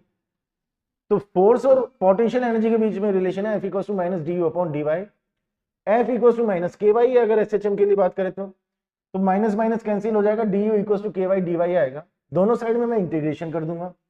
इंटीग्रेशन करने के बाद में यू का ये एक्सप्रेशन मेरे पास में बनेगा, क्योंकि इंटीग्रेशन का एक रूल है, अगर इंडेफिनिट इंटीग्रेशन होता है तो किसी एक साइड में हमें कांस्टेंट लगाना पड़ता है। हमने कांस्टेंट लगा दिया प्लस में सी, ठीक है। अब सी की वैल्यू कैसे मिलेगी, हमें ये मालूम होना चाहिए कि वाई की किस वैल्यू पर यू की क्या वैल्यू है। वाई भी कह सकते हैं, एक्स भी कह सकते हैं, ये बात मैं आपको पहले भी क्लियर कर चुका हूं। डिस्प्लेसमेंट वाली चीज में कंफ्यूज होने की जरूरत नहीं है, एक्स और वाई दोनों से रिप्रेजेंट कर सकते हैं। हमने ऐसा मान लिया कि एट y = 0, मतलब मीन पोजीशन पर अगर बात करें तो पोटेंशियल एनर्जी u0 है। अगर ऐसा है तो c की वैल्यू u0 आ जाएगी, और ये वैल्यू अगर u0 आ जाएगी तो potential energy will be half k y square plus u0। ये वाली बात क्लियर है। This is the basic expression for the potential energy in the SHM of the particle. ध्यान रखना है इस चीज को कि अगर पार्टिकल SHM कर रहा है तो SHM में उसकी जो पोटेंशियल एनर्जी होगी that will be u = u0 plus half k y square, where u0 is the potential energy at the mean position, ठीक है। अब अगर मैं मीन पोजीशन पर पोटेंशियल एनर्जी को 0 कंसीडर कर लूं तो u0 की वैल्यू 0 हो जाएगी। In that case the expression will be half k y square. तो potential energy half k y square plus u0, this is the basic expression. If mean position potential energy is 0 considered then u = half k y square. ये ध्यान रखना है बेटा, mostly हम इसको काम में लेकर के चलते हैं, बट u0 मीन पोजीशन पर पोटेंशियल एनर्जी है। यही पोटेंशियल एनर्जी अगर मैं टाइम की फॉर्म में लिखना चाहूं तो मैं पोटेंशियल एनर्जी को ये मान करके चल रहा हूं। टाइम की फॉर्म में लिखना चाहूं तो y को टाइम की फॉर्म में लिख देंगे, ठीक है। y मतलब डिस्प्लेसमेंट का इक्वेशन क्या है, a sin, जनरल बात करूं तो ω t + φ आ जाएगा, ठीक है। तो y की जगह अगर मैंने ये पुट कर दिया तो ये a² sin² ω t + φ बनेगा k के साथ में। तो potential energy will be half के a² sin² ω t + φ। k = अगर याद है तो m⍵² था, ठीक है। पिछले वीडियो में हमने डिस्कस किया था कि ω² = k/m है, सो वहां से k = m⍵² आ गया, तो k को मैं m⍵² भी लिख सकता हूं। ये पोटेंशियल एनर्जी मेरे पास में टाइम की फॉर्म में आ गई, ये भी कह सकता हूं और ये भी कह सकता हूं। ये टाइम की फॉर्म में एक्सप्रेशन हो गया और ये हमारा डिस्प्लेसमेंट की फॉर्म में एक्सप्रेशन हो गया। At x = 0 potential energy will be minimum. x = 0 या y = 0, तो y = 0 पर अगर बात करूंगा तो पोटेंशियल एनर्जी मिनिमम आएगी, और y = +- a पर अगर बात करूंगा तो पोटेंशियल एनर्जी मैक्सिमम आएगी। अगर मैं ये एक्सप्रेशन लेकर के चलूं तो एक्सट्रीम पोजीशन पर मुझे पोटेंशियल एनर्जी क्या मिलेगी, y की जगह a पुट कर दूंगा, तो maximum potential energy will be half के a², ठीक है। ये मैं अज्यूम करके चल रहा हूं कि u0 की वैल्यू 0 है, मतलब मैंने मीन पोजीशन पर पोटेंशियल एनर्जी को 0 कंसीडर किया है।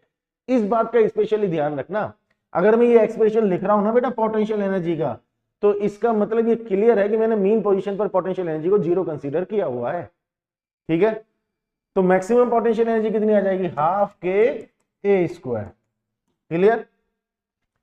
चलो ये पोटेंशियल एनर्जी की बात हुई, इसके बाद में काइनेटिक एनर्जी की बात करते हैं, फिर इनका ग्राफ भी प्लॉट करेंगे।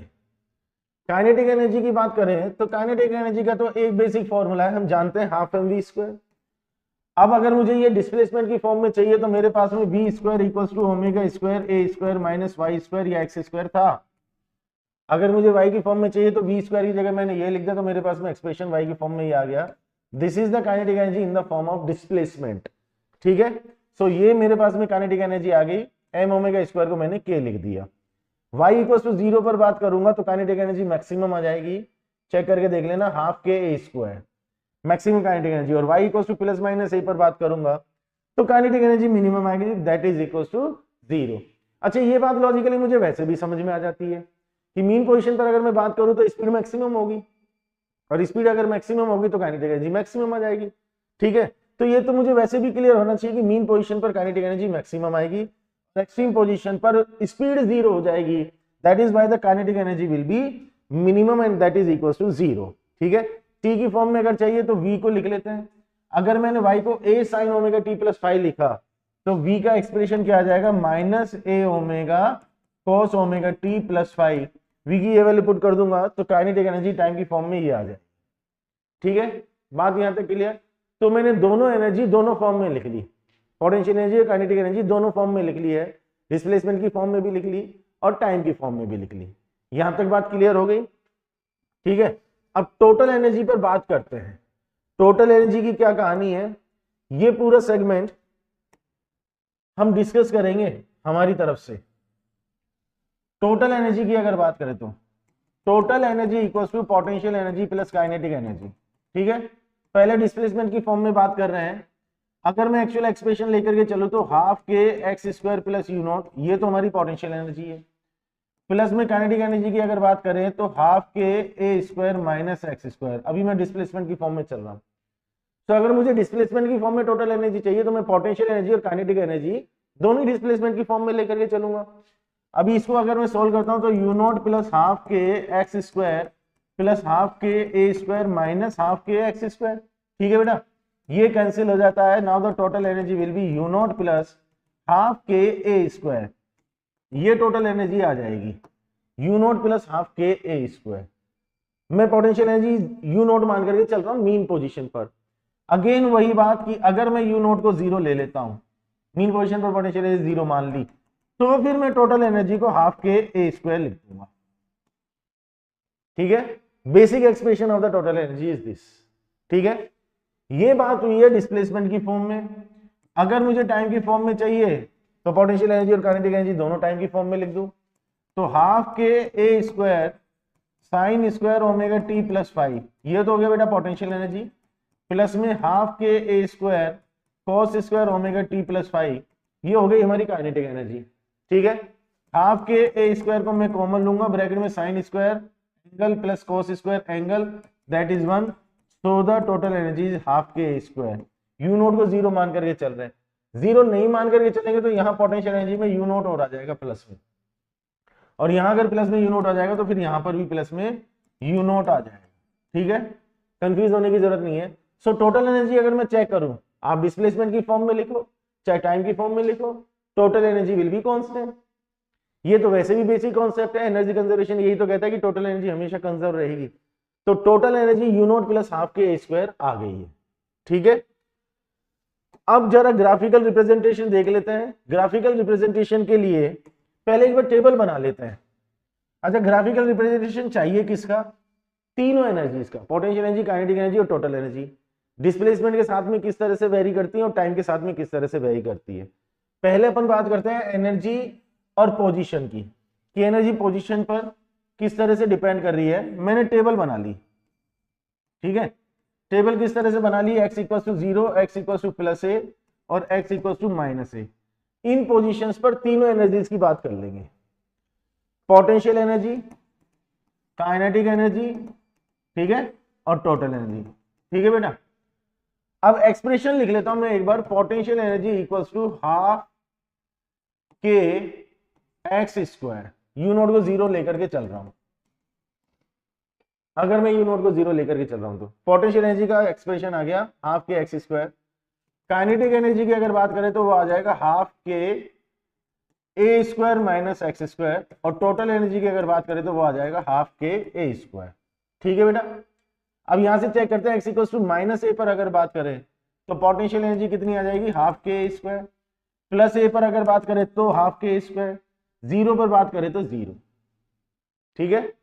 इसका मतलब एक्सट्रीम पोजीशंस पर जो पोटेंशियल एनर्जी आएगी वो मैक्सिमम आएगी, मीन पोजीशन पर मिनिमम आएगी पोटेंशियल एनर्जी, ठीक है। काइनेटिक एनर्जी की अगर बात करें तो x इक्वल टू 0 पर मैक्सिमम आएगी। अब x इक्वल टू 0 पुट कर देंगे तो यहाँ पर हाफ के ए स्क्वायर आ जाएगा, और x equal to minus a put करेंगे तो 0 आ जाएगा, प्लस ए पुट करेंगे तो भी 0 आ जाएगा, ठीक है। वैसे कुछ चीजें हम कॉमन सेंस से वैसे भी बोल सकते हैं कि वैसे पोटेंशियल एनर्जी मैक्सिमम होगी तो काइनेटिक एनर्जी मिनिमम, और पोटेंशियल एनर्जी मिनिमम होगी तो काइनेटिक एनर्जी मैक्सिमम, ठीक है। अब मीन पोजीशन पर काइनेटिक एनर्जी मैक्सिमम है तो पोटेंशियल एनर्जी मिनिमम आएगी, और एक्सट्रीम पर अगर काइनेटिक एनर्जी मिनिमम है तो पोटेंशियल एनर्जी मैक्सिमम आएगी। टोटल एनर्जी की बात करें तो ऐड कर लो हाफ के स्क्वायर, हाफ के स्क्वायर, हाफ के स्क्वायर, ठीक है। यहां से अगर मैं ग्राफ प्लॉट करना चाहूं तो इधर लिया मैंने एनर्जी और इधर लिया मैंने एक्स।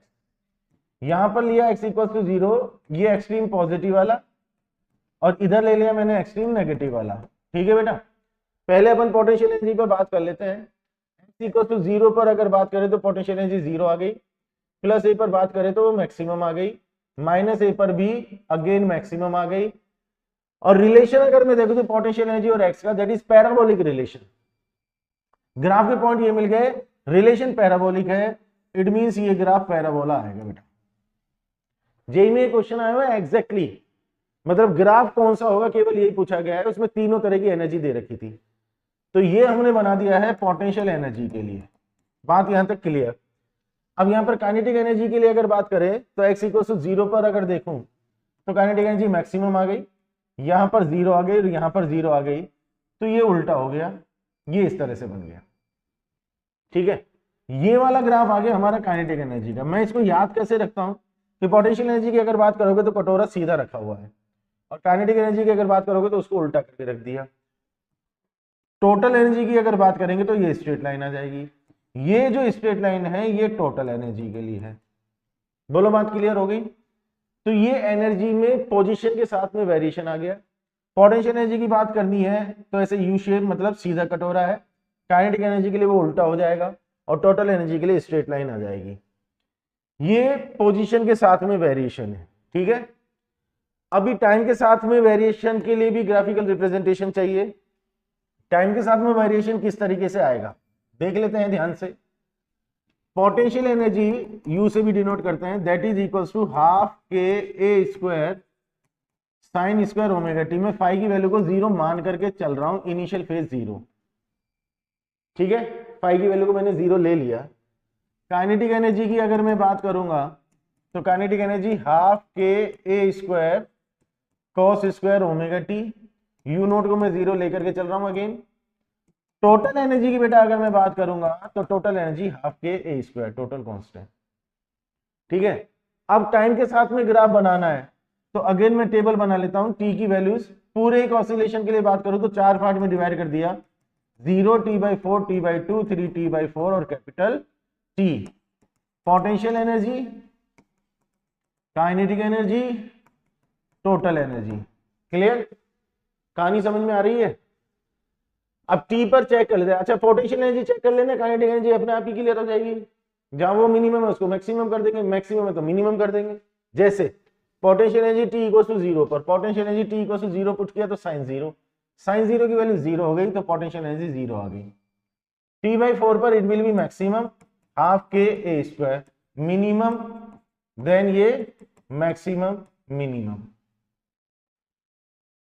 क्लियर। अब ये मिनिमम है तो ये मैक्सिमम हो गया, मैक्सिमम है तो मिनिमम हो गया। वैसे फॉर्मूले से भी चेक कर सकते हैं बेटा, यहां पर कोस है, अब यहां पर साइन और यहां पर कोस है, तो बेटा जब ये मैक्सिमम आएगा तो ये मिनिमम आएगा, तो इसीलिए मैंने डायरेक्टली यहां पर लिख दिया। आप वैल्यूज पुट करके देखेंगे ये रिजल्ट्स मिलेंगे। टोटल एनर्जी में ऐड करते हुए चलो, ऐड करेंगे तो हाफ के स्क्वायर और through out it will be half के स्क्वायर, दैट इज कांस्टेंट। ठीक है, अब टाइम के साथ में ग्राफ कैसा बनेगा, इधर टाइम एक्सिस लिया, t = 0 T/4 T/2 3 T/4 and t। Potential energy पर पहले बात करें, 0 पर 0 है, T/4 पर maximum, then 0, then maximum, then 0। ये इस तरीके से चलेगा मामला, इस तरह से एक कर्व फॉर्म में घूमता हुआ ये पोटेंशियल एनर्जी का बनेगा। ठीक है, सो ये जो ग्राफ हमारा बना ये पोटेंशियल एनर्जी का बना टाइम के साथ। बात क्लियर है। स्क्वायर है यहाँ पर तो वैल्यू नेगेटिव में तो वैसे ही नहीं जाएगी। ठीक है, कुछ छोटी छोटी सी चीजें हैं जो कॉमन सेंस है हम वैसे ही बता सकते हैं, तो नेगेटिव में तो नहीं जाएगी। काइनेटिक एनर्जी पर बात करें तो ये 0 है तो ये मैक्सिमम है भाई, फिर 0 maximum 0 maximum, it will be like this. ये कहानी चलेगी काइनेटिक एनर्जी की, ये काइनेटिक एनर्जी हो गई, और टोटल एनर्जी ये straight line that is constant, ये हमारी टोटल एनर्जी आ गई। तो ये टाइम के साथ में वेरिएशन, ये ग्राफिकल रिप्रेजेंटेशन। ठीक है, हमने पोजीशन के साथ में भी ग्राफ बना लिया कि पोजीशन के साथ में potential energy, kinetic energy, total energy, और ये टाइम के साथ में भी ग्राफ बना लिया। ठीक है, ये एनर्जी की बेसिक कहानी होगी। अब जरा क्वेश्चन ट्राई कर लेते हैं, क्वेश्चंस कैसे कैसे बने हैं और जो कुछ हमने सीखा उसको क्वेश्चन में किस तरीके से अप्लाई करना है। चलो जी स्टार्ट करते हैं फर्स्ट क्वेश्चन से। An object of mass 0.5 kg, object का मास दिया हुआ है 0.5 kg। ठीक है, executing simple harmonic motion, its amplitude is 5 centimeter, amplitude 5 centimetre है, मैं चेंज कर लेता हूं जरूरत पड़े तो मीटर में, ये एम्पलीट्यूड आ गया। And time period 0.2 second, time period t equals to 0.2 second, ठीक बात है। What will be the potential energy of the object at an instant t equals to t/4, t equals to t/4 पर potential energy क्या होगी? Starting from mean position, this is important information.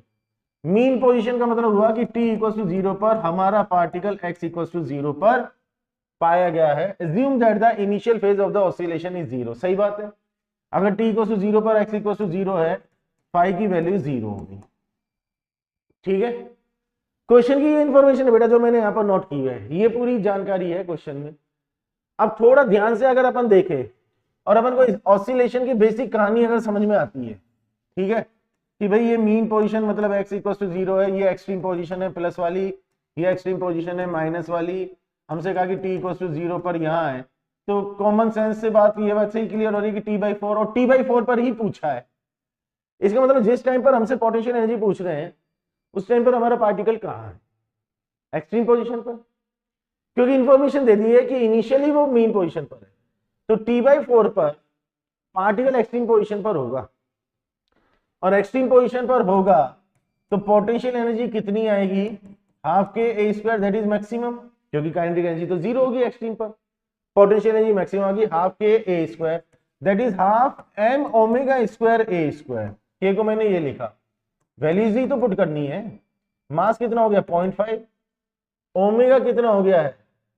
Omega square आ गया 4 pi square upon T square, and T is 0.2 का square, ये square हो गया, into में ए स्क्वायर दैट इज 5 इंटू 10⁻⁻2 का होल स्क्वायर। बेटा इसको सॉल्व कर लेंगे, अपना आंसर आ जाएगा, ठीक है। एक छोटी सी बात और बता देता हूं कैलकुलेशन इजी करने के लिए, कि जहां भी पाई स्क्वायर आता है उसको अप्रोक्सीमेट रिजल्ट के पॉइंट ऑफ व्यू से आप नियरली इक्वल टू 10 ले लेना, आसपास में रिजल्ट पहुंच जाएगा, क्योंकि पाई स्क्वायर मतलब 3.14 का स्क्वायर करेंगे तो 9 पॉइंट समथिंग आएगा, तो कैलकुलेशन के पॉइंट ऑफ व्यू से नियरली इक्वल टू 10 लोगे तो एक आइडिया आपको लग जाएगा कि रिजल्ट क्या आएगा।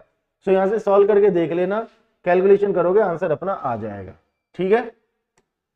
नेक्स्ट क्वेश्चन देखते हैं। नेक्स्ट क्वेश्चन कहता है कि for what value of displacement the kinetic energy and potential energy of a simple harmonic oscillation become equal. कितने डिस्प्लेसमेंट पर काइनेटिक एनर्जी और पोटेंशियल एनर्जी दोनों इक्वल हो जाएंगी? कितने डिस्प्लेसमेंट पर? काइनेटिक एनर्जी तो हम लिखते हैं half k a square minus x square, ठीक है, और पोटेंशियल एनर्जी लिखते हैं हाफ के एक्स स्क्वायर।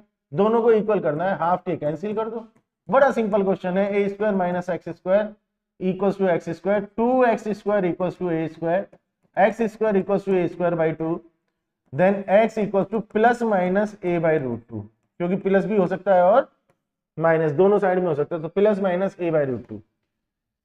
अब यहां पर वही बात है जो मैंने आपको पहले भी समझाई कि क्वेश्चन को सॉल्व करते हो तो क्वेश्चन को समझ लो, क्वेश्चन को समझोगे अपने आप आपको समझ में आ जाएगा, क्वेश्चन अपने आप में सॉल्यूशन बता रहा है।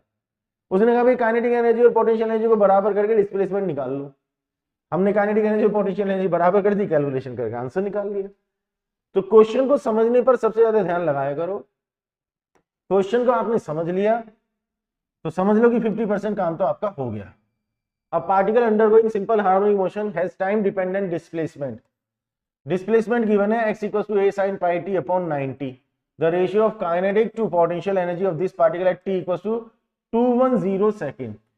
इस टाइम पर काइनेटिक और पोटेंशियल एनर्जी का रेशियो चाहिए, ठीक है। अगेन वही चीज, x मुझे दिया हुआ है a sin और कितना दिया हुआ है पाई t अपॉन 90।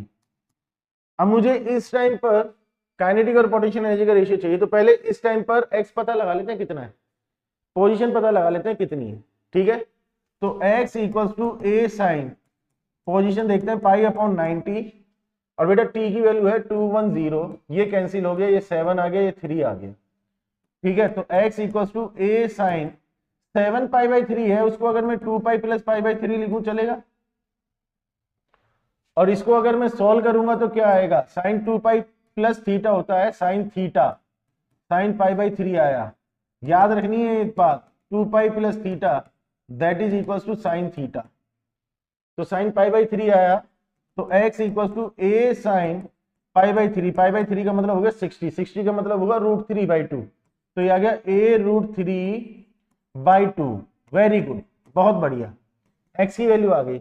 इसका मतलब मुझे इस पोजीशन पर काइनेटिक और पोटेंशियल एनर्जी का रेशियो चाहिए। चलो जी, काइनेटिक एनर्जी लिखते हैं half k a square minus x square, और पोटेंशियल एनर्जी लिखते हैं हाफ के एक्स स्क्वायर, इनका रेशियो चाहिए। कर दो कैंसिल। ए स्क्वायर माइनस एक्स स्क्वायर को क्या करूं बेटा, 3a स्क्वायर बाई 4 बन जाएगा, स्क्वायर करूंगा तो, और अपॉन में again x square that is again 3a square by 4। ठीक है, तो इसको सॉल्व किया तो a स्क्वायर बाई 4 इधर 4, 3a स्क्वायर कैंसिल हुआ, 1/3 आया बेटा जी। फिर वही चीज क्वेश्चन ने जो कहा हमने वो कर लिया, डिस्प्लेसमेंट दिया हुआ है, इस टाइम पे बात की, पता लगा लिया, काइनेटिक और पोटेंशियल का रेशियो मांगा, रेशियो निकल लिया। क्लियर हो गई कहानी, 100% क्लियर है यहां तक। ठीक है, ये सारा जो डिस्कशन मैं आपसे कर रहा हूं, ये मैं मान करके चल रहा हूं कि ये सारी कहानी हमने पढ़ी हुई है। वन शॉट रिवीजन का मतलब ये हुआ कि फटाफट से एट ए ग्लास चीजों को लेकर के चलेंगे। पढ़ा हुआ तो हमने सब कुछ है, बस एक बार रिकॉल करना है जल्दी से। मेन फोकस जो हमारा रहेगा वो क्वेश्चंस को सॉल्व करने पर होना चाहिए। ठीक है, तो देखते रहना क्या क्या वेराइटीज बन रही है और कौन सी वेराइटीज को कैसे अप्रोच किया जा रहा है। चलो नेक्स्ट क्वेश्चन क्या कह रहा है, particle starts executing simple harmonic motion of amplitude a, total energy E, okay, at any instant it's kinetic energy is 3e/4, kinetic energy total energy की 3/4 है, देन इट्स डिस्प्लेसमेंट y। चलो जी, amplitude a दिया हुआ है, displacement पूछा है, total energy की अगर बात करेंगे तो हाफ के a स्क्वायर, और काइनेटिक एनर्जी की अगर बात करेंगे तो हाफ के a square minus y square, क्योंकि ये y लिख रहा है इसलिए मैंने y मान लिया। ये काइनेटिक एनर्जी आ गई। क्वेश्चन कह रहा है कि काइनेटिक एनर्जी टोटल एनर्जी की 3/4 है, तो भैया इसका 3/4 कर दो, किसका, हाफ के ए स्क्वायर का टोटल एनर्जी का 3/4 कर दिया, वो काइनेटिक एनर्जी हो गई, equals to half k a square minus y square. आ रही है ना कहानी समझ में। हमने काइनेटिक एनर्जी का फॉर्मूला लिखा और क्वेश्चन ने कहा कि kinetic energy is 3/4 of total energy, total energy होती है उसको 3/4 कर दिया, ये काइनेटिक एनर्जी आ गई, ये कैंसिल हो गया। 3/4 a square equals to a square minus y square equals to a square by 4, then y equals to plus minus a/2। ठीक है, तो यहां पर जो काइनेटिक एनर्जी है वो टोटल एनर्जी की 3/4 आ गई। कैलकुलेशन समझ में आ गई, बस ये हमारा आंसर आ गया, y equals to a/2। Clear है। चलो जी, एनर्जीज की बात होने के बाद में एसएचएम के कुछ एप्लीकेशंस देख लेते हैं। एक अभी स्प्रिंग पेंडुलम आगे आएगा, सिंपल पेंडुलम। स्प्रिंग पेंडुलम की क्या कहानी होती है बेटा, एक स्प्रिंग को पेंडुलम बना दिया। स्प्रिंग को पेंडुलम कैसे बना दिया कि स्प्रिंग के एक एंड को हमने फिक्स कर दिया, दूसरे एंड पर हमने m मास का कोई ब्लॉक और ऑब्जेक्ट अटैच कर दिया। अब इसको अगर मैं इस डायरेक्शन में खींच करके, मतलब स्प्रिंग को स्ट्रेच करके और फिर मैं ब्लॉक को छोड़ दूं तो वो इस तरीके से ऑसिलेशन करेगा, या इस तरह से इस डायरेक्शन में ला करके मैं स्प्रिंग को कंप्रेस कर दूं और फिर मैं इस ब्लॉक को रिलीज कर दूं तो ये इस तरह से ऑसिलेशन होगा, ये एसएचएम होगा। तो इसी को हम स्प्रिंग पेंडुलम कह रहे हैं। ये तो मैंने हॉरिजॉन्टल पोजीशन ली है, स्प्रिंग की वर्टिकल पोजीशन भी हो सकती है, उस पर नेक्स्ट सेगमेंट में, मतलब नेक्स्ट स्लाइड में उस पर बात करेंगे। तो ये जो हमारा स्प्रिंग पेंडुलम बना, इसका टाइम पीरियड हमें लिखना है। ये वही कहानी है जो हम एसएचएम में स्टार्टिंग में डिस्कस कर चुके हैं कि रिस्टोरिंग फोर्स आएगा -kx, एफ को हमने एम में लिखा, ए को हमने ये लिख दिया, ये हमारा वही डिफरेंशियल इक्वेशन बन गया, omega square equals to k/m। तो ये वही हमारी पुरानी कहानी है। टाइम पीरियड आ गया 2π√m/k। फ्रीक्वेंसी चाहिए तो उल्टा कर देगा, कई बार फ्रीक्वेंसी पूछती है, ठीक है। तो टाइम पीरियड हो गया 2π√m/k, फ्रीक्वेंसी अगर चाहिए तो उसका उल्टा। तो इसमें कोई स्पेशल कहानी नहीं है। लास्ट एक इंपॉर्टेंट पॉइंट है जिसका ध्यान रखना है, और नेक्स्ट स्लाइड में अपन उस चीज को प्रूव भी कर देंगे। Time period of a spring pendulum is independent of acceleration due to gravity. Spring pendulum में जो टाइम पीरियड आता है ना, वो ग्रेविटी पर डिपेंड नहीं करता, मतलब उसका फॉर्मूला फिक्स है m/k, रूट के अंदर ये आएगा। अब ये स्टेटमेंट, ये सेंटेंस हमने क्यों बोला, इस कहानी को यहां पर समझने की कोशिश करते हैं। अब हमने स्प्रिंग पेंडुलम की वर्टिकल पोजीशन ले ली है, स्प्रिंग को ऐसे लटका करके m मास का ब्लॉक लगाया, एनर्जी डाउनवर्ड डायरेक्शन में लगा, तो फोर्स डाउनवर्ड डायरेक्शन में लगा, स्प्रिंग स्ट्रेच हुई, लेंथ इंक्रीज हुई, एक्सटेंशन हुआ। मान लो उसकी लेंथ l थी, एक्स नोट का उसमें एक्सटेंशन हो गया तो उसकी length L plus x note बन गई। जब एक्सटेंशन एक्स नोट हुआ तो उसमें रीस्टोरिंग फोर्स कितना आया, restoring force F equal to minus k x. छोटी सी एक बात ध्यान रखना कि ये जो एक्स लिखते हैं ना बेटा हम स्प्रिंग पेंडुलम के केस में, this is change in the length of the spring. Spring की लेंथ में जो चेंज होता है एक्सटेंशन या कंप्रेशन की वजह से वो है। तो यहां पर एक्सटेंशन एक्स नोट हुआ इसलिए हमने के एक्स नोट लिखा। इक्विलिब्रियम में अगर बात करेंगे तो ये फोर्स इसको बैलेंस करेगा। यहां से अगर हम एम अपॉन के को कैलकुलेट करेंगे तो एक्स नोट अपॉन जी आएगा। हमने फॉर्मूला टाइम पीरियड का बोला था रूट एम अपॉन के 2 पाई के साथ, तो 2 पाई रूट एम अपॉन के की जगह एक्स नोट अपॉन जी लिख देंगे। अब इसको अगर आप देखोगे ना बेटा तो आपको ऐसा लगेगा कि यार टी की वैल्यू जी पर डिपेंड तो कर रही है, एक्सेलरेशन ड्यू टू ग्रेविटी पर डिपेंड कर रही है, लेकिन फॉर्मूले में कई बार ऐसा होता है कि जैसा हमें दिख रहा होता है एक्चुअल में कहानी वो होती नहीं है। मतलब फॉर्मूले में जी तो है लेकिन जी के आने का मतलब ये नहीं है कि टी की वैल्यू जी पर डिपेंड करेगी। इसका मैं एक छोटा सा एग्जांपल देता हूं कैपेसिटर वाला कि Q इक्वल टू CV है, यहां से C equal to Q upon V है। अब इसको अगर मैं देखूंगा तो C की वैल्यू इन दोनों पर डिपेंड करनी चाहिए on the basis of formula अगर देखूं तो, बट C की वैल्यू इन पर डिपेंड नहीं करेगी क्योंकि बेसिक फॉर्मूला ये कहता है कि Q प्रोपोर्शनल टू V है, वहां से ये आया और ये जो C आया ये अपने आप में एक कांस्टेंट है बेटा। तो C की वैल्यू तो दोनों में से किसी पे भी डिपेंड नहीं है क्योंकि Q प्रोपोर्शनल टू V है। इसका मतलब यहां एक्चुअल में क्या हो रहा है कि if the Q is increased correspondingly V भी increased with the same ratio. Q को डबल करूंगा तो V भी डबल हो रहा है, C पर इफेक्ट नहीं आ रहा है। ऐसे ही कहानी यहां पर है कि एक्स नोट कितना होगा ये G पे डिपेंड करे। अगर G हाफ हो जाएगा ना तो एक्स नोट भी हाफ हो जाएगा और G अगर डबल होगा तो एक्स नोट भी डबल हो जाएगा। ठीक है, तो इसको अगर मैं चेंज करूंगा तो ये उसी के अकॉर्डिंग चेंज हो जाएगा बट इस पर कोई इफेक्ट नहीं आएगा। Here as G increases then x naught also increases in the same ratio. तो एक्स नोट अपॉन जी एक कांस्टेंट आएगा, मतलब G पर ये डिपेंड नहीं करेगा। ये एक इंपॉर्टेंट स्टेटमेंट है, ध्यान रखना। स्प्रिंग पेंडुलम में जो टाइम पीरियड है वो G पर डिपेंड नहीं करता। आगे पता लगेगा कि सिंपल पेंडुलम में G पर डिपेंड करता है। ठीक है, स्प्रिंग पेंडुलम की कुछ और इंपॉर्टेंट कहानी भी है जहां से हमें क्वेश्चंस मिलते हैं। कंपोजिट स्प्रिंग पेंडुलम, कंपोजिट का मतलब हो गया एक तरह से कॉम्बिनेशन, मतलब दो या दो से ज्यादा स्प्रिंग्स को कनेक्ट करने की बात चल रही है भाई। दो तरह का कॉम्बिनेशन की बात आती है तो वही दो याद आते हैं, सीरीज और पैरेलल। यहां मैंने दो स्प्रिंग सीरीज में लगाई, ठीक है, यहां दो पैरेलल में लगाई और ये भी मैंने पैरेलल में लगाई। अब पहले तो आइडेंटिफाई करने का जो तरीका है उसको समझ लो। सीरीज और पैरेलल कॉम्बिनेशन को आइडेंटिफाई कैसे करते हैं, मैं मेरे तरीके से बताता हूं कि एक स्प्रिंग ये ली है, इसके साथ में एक स्प्रिंग ये ली है और यहां पर मास को अटैच किया है। ठीक है, एक स्प्रिंग मैंने ये ली है, यहां पर मास को अटैच किया है, एक स्प्रिंग मैंने ये ली है। दोनों सिचुएशंस में डिफरेंस है, कांस्टेंट K1 और K2, K1 और K2 मान लिया।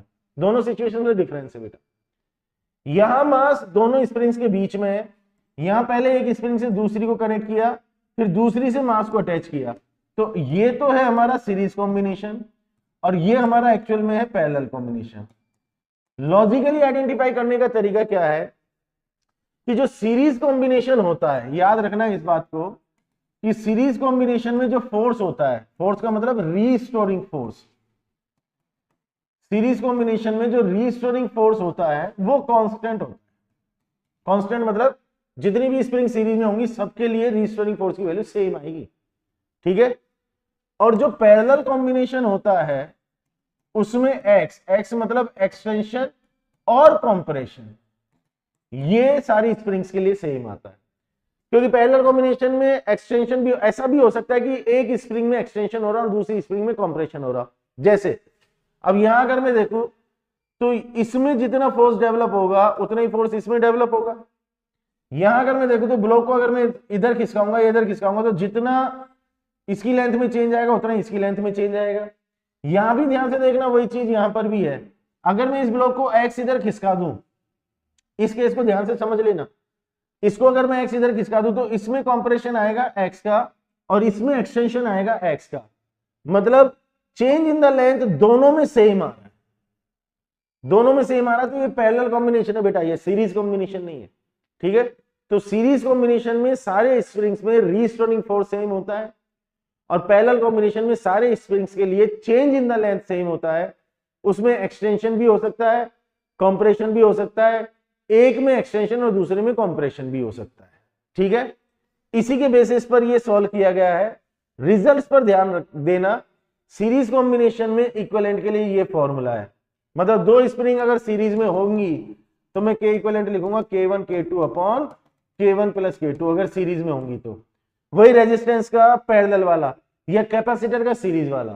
तो अगर आपको कैपेसिटेंस के रिजल्ट्स याद है कि सीरीज और पैरेलल में क्या होते हैं, सेम पैटर्न पर फोर्स कांस्टेंट के रिजल्ट है यहाँ पर के इक्विवेलेंट के। सीरीज में ये आएगा, पैरेलल में ये आएगा, ये भी पैरेलल है तो इसमें भी ये आएगा।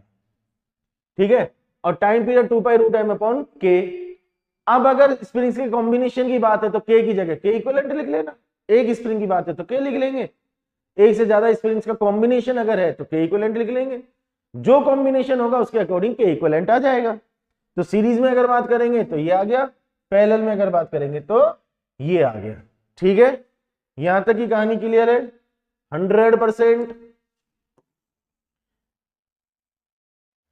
एक इंपॉर्टेंट पॉइंट है, the spring constant K of a spring is inversely proportional to its length K proportional to 1/L। Last में लिखा हुआ है।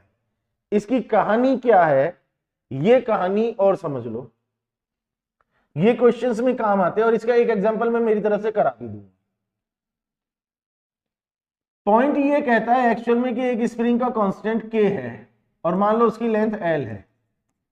अगर इस स्प्रिंग को दो पार्ट में कट कर दिया जाए, ठीक है, तो ये जो कांस्टेंट होता है ना बेटा, ये जो ओरिजिनल लेंथ है उसके इनवर्सली प्रोपोर्शनल होता है। अब एक्चुअल में इसका मतलब क्या है, ये काम में किस तरह से आएगा, सबसे इंपॉर्टेंट चीज ये कि ये काम में किस तरह से आएगा। काम में इस तरह से आएगा कि जैसे मैंने इसके दो इक्वल पार्ट कर दिए, अब एक पार्ट ये है और एक पार्ट ये है, दोनों की लेंथ L/2 है और L/2 है। अब इसके लिए अगर बात करेंगे तो लेंथ कितनी हो गई, जब L थी तो K था, लेंथ हाफ हो गई तो लेंथ हाफ होते ही ये डबल हो जाएगा, तो इसका जो कांस्टेंट है लेंथ हाफ होते ही ये 2K हो जाएगा और इसका जो कांस्टेंट है वो 2K हो जाएगा। ठीक है, इसका मतलब अगर मैं एक स्प्रिंग को कट कर दूं, दो पार्ट में कट कर दूं, एक पार्ट की लेंथ ये तो मैंने इक्वल लिया, अब मैं एक ऐसा केस ले लेता हूं कि ये L/4 और ये 3L/4, 1:3, लेंथ का जो रेशियो है वो 1:3 है, दो पार्ट में कट कर दिया, तो इसके लिए कितना आ जाएगा, अपॉन में 4 है तो ऊपर 4 लगा दो, 3/4 है उल्टा करना है तो इसको 4/3K कर दो, ये फंडा याद। ठीक है, K प्रोपोर्शनल टू 1/L। इस पर क्वेश्चंस मिलते हैं और इस कहानी को दिमाग में अच्छी तरह से सेट कर लेना कि अगर लेंथ L/6 हो गई, काट करके L/6 कर दी, L/6 कर दी तो उसका कांस्टेंट 6K हो जाएगा, L/3 कर देंगे तो 3K हो जाएगा, L/4 करेंगे तो 4K हो जाएगा। ठीक है, क्वेश्चन पर नजर डाल लेते हैं, क्वेश्चन की क्या कहानी है। फिगर में हमें कॉम्बिनेशन दिखाई दे रहा है स्प्रिंग्स का, रीडिंग भी लगा लेते हैं। इन फिगर ए की अगर बात करें, मास 2m is fixed on mass m, 2m को m के ऊपर रख दिया, बहुत अच्छी बात है, which is attached to two springs of spring constant K, दोनों का कांस्टेंट K है। ठीक है, in figure B, right, in figure B mass m is attached to two springs of spring constant K and 2K। ठीक है, if mass m in A and in B are displaced by a distance x, यहां भी x से खिसका है इधर या इधर, यहां भी x से खिसका है horizontally, and then release, छोड़ दें तो oscillations होंगे। Time period T1 and T2, यहां पर आ रहा है T1 और यहां पर टाइम पीरियड आ रहा है T2, corresponding to A and B respectively, follow the relation। मतलब पूरा स्टेटमेंट बोलूं तो कौन सा रिलेशन सही है, T1 और T2 का रेशियो निकाल। ठीक है, कुल मिलाकर के बात ये है कि K इक्विवेलेंट निकाल लो। अब इसको ध्यान से देखना, मैंने थोड़ी देर पहले भी बात की थी, ये दोनों स्प्रिंग पैरेलल कॉम्बिनेशन में है, तो अगर मैं A के लिए बात करूं तो K इक्विवेलेंट की वैल्यू आएगी K1 + K2, क्योंकि पैरेलल कॉम्बिनेशन है, K1 + K2 करूंगा तो 2K आ गया, फर्स्ट केस में तो ये आ गया। और मास की वैल्यू कितनी आ गई है, मास की वैल्यू आ गई है 3m। ठीक है, तो फर्स्ट केस में T1 = 2π√, मास की जगह आ गया 3m और ये मास आ गया और ये आ गया है हमारा 2K। अच्छा बी के लिए अगर बात करें, बी में भी दोनों पैरेलल में है, पैरेलल में तो के इक्वलेंट इक्वल्स टू के प्लस 2k कर दूंगा, ये 3k आ गया, सही बात है। और यहां पर अगर मैं मास देखता हूं तो मास कितना है, m है, तो T2 equals to 2 pi root mass हो गया m अपॉन में आ गया बेटा 3k। ये रहा अपना T1, ये रहा अपना T2, रेशियो निकाल लेना, हो जाएगा काम 100% तरीके से। क्लियर हुई बात? चलो नेक्स्ट क्वेश्चन, कॉन्सेप्चुअल क्वेश्चन है। कुछ क्वेश्चन देख करके ऐसे लगते हैं कि बहुत स्पेशल बात है, कुछ कहानी है, बट वो क्वेश्चन एक्चुअल में आपके बेसिक कॉन्सेप्ट को चेक कर रहा होता है, वो न्यूमेरिकल होता नहीं है, सिंपल होता है वो जो भी है, ठीक है। In the given figure a body of mass m is held between two massless spring, दो मासलेस स्प्रिंग के बीच में इसको लगा दिया on a smooth inclined plane. ये है खास बात कि एक इंक्लाइंड प्लेन पर रखा है पूरा system. The free end of the springs are attached to firm supports, ये फर्म सपोर्ट से अटैच कर दिया। If each spring has spring constant k, दोनों का कांस्टेंट k है।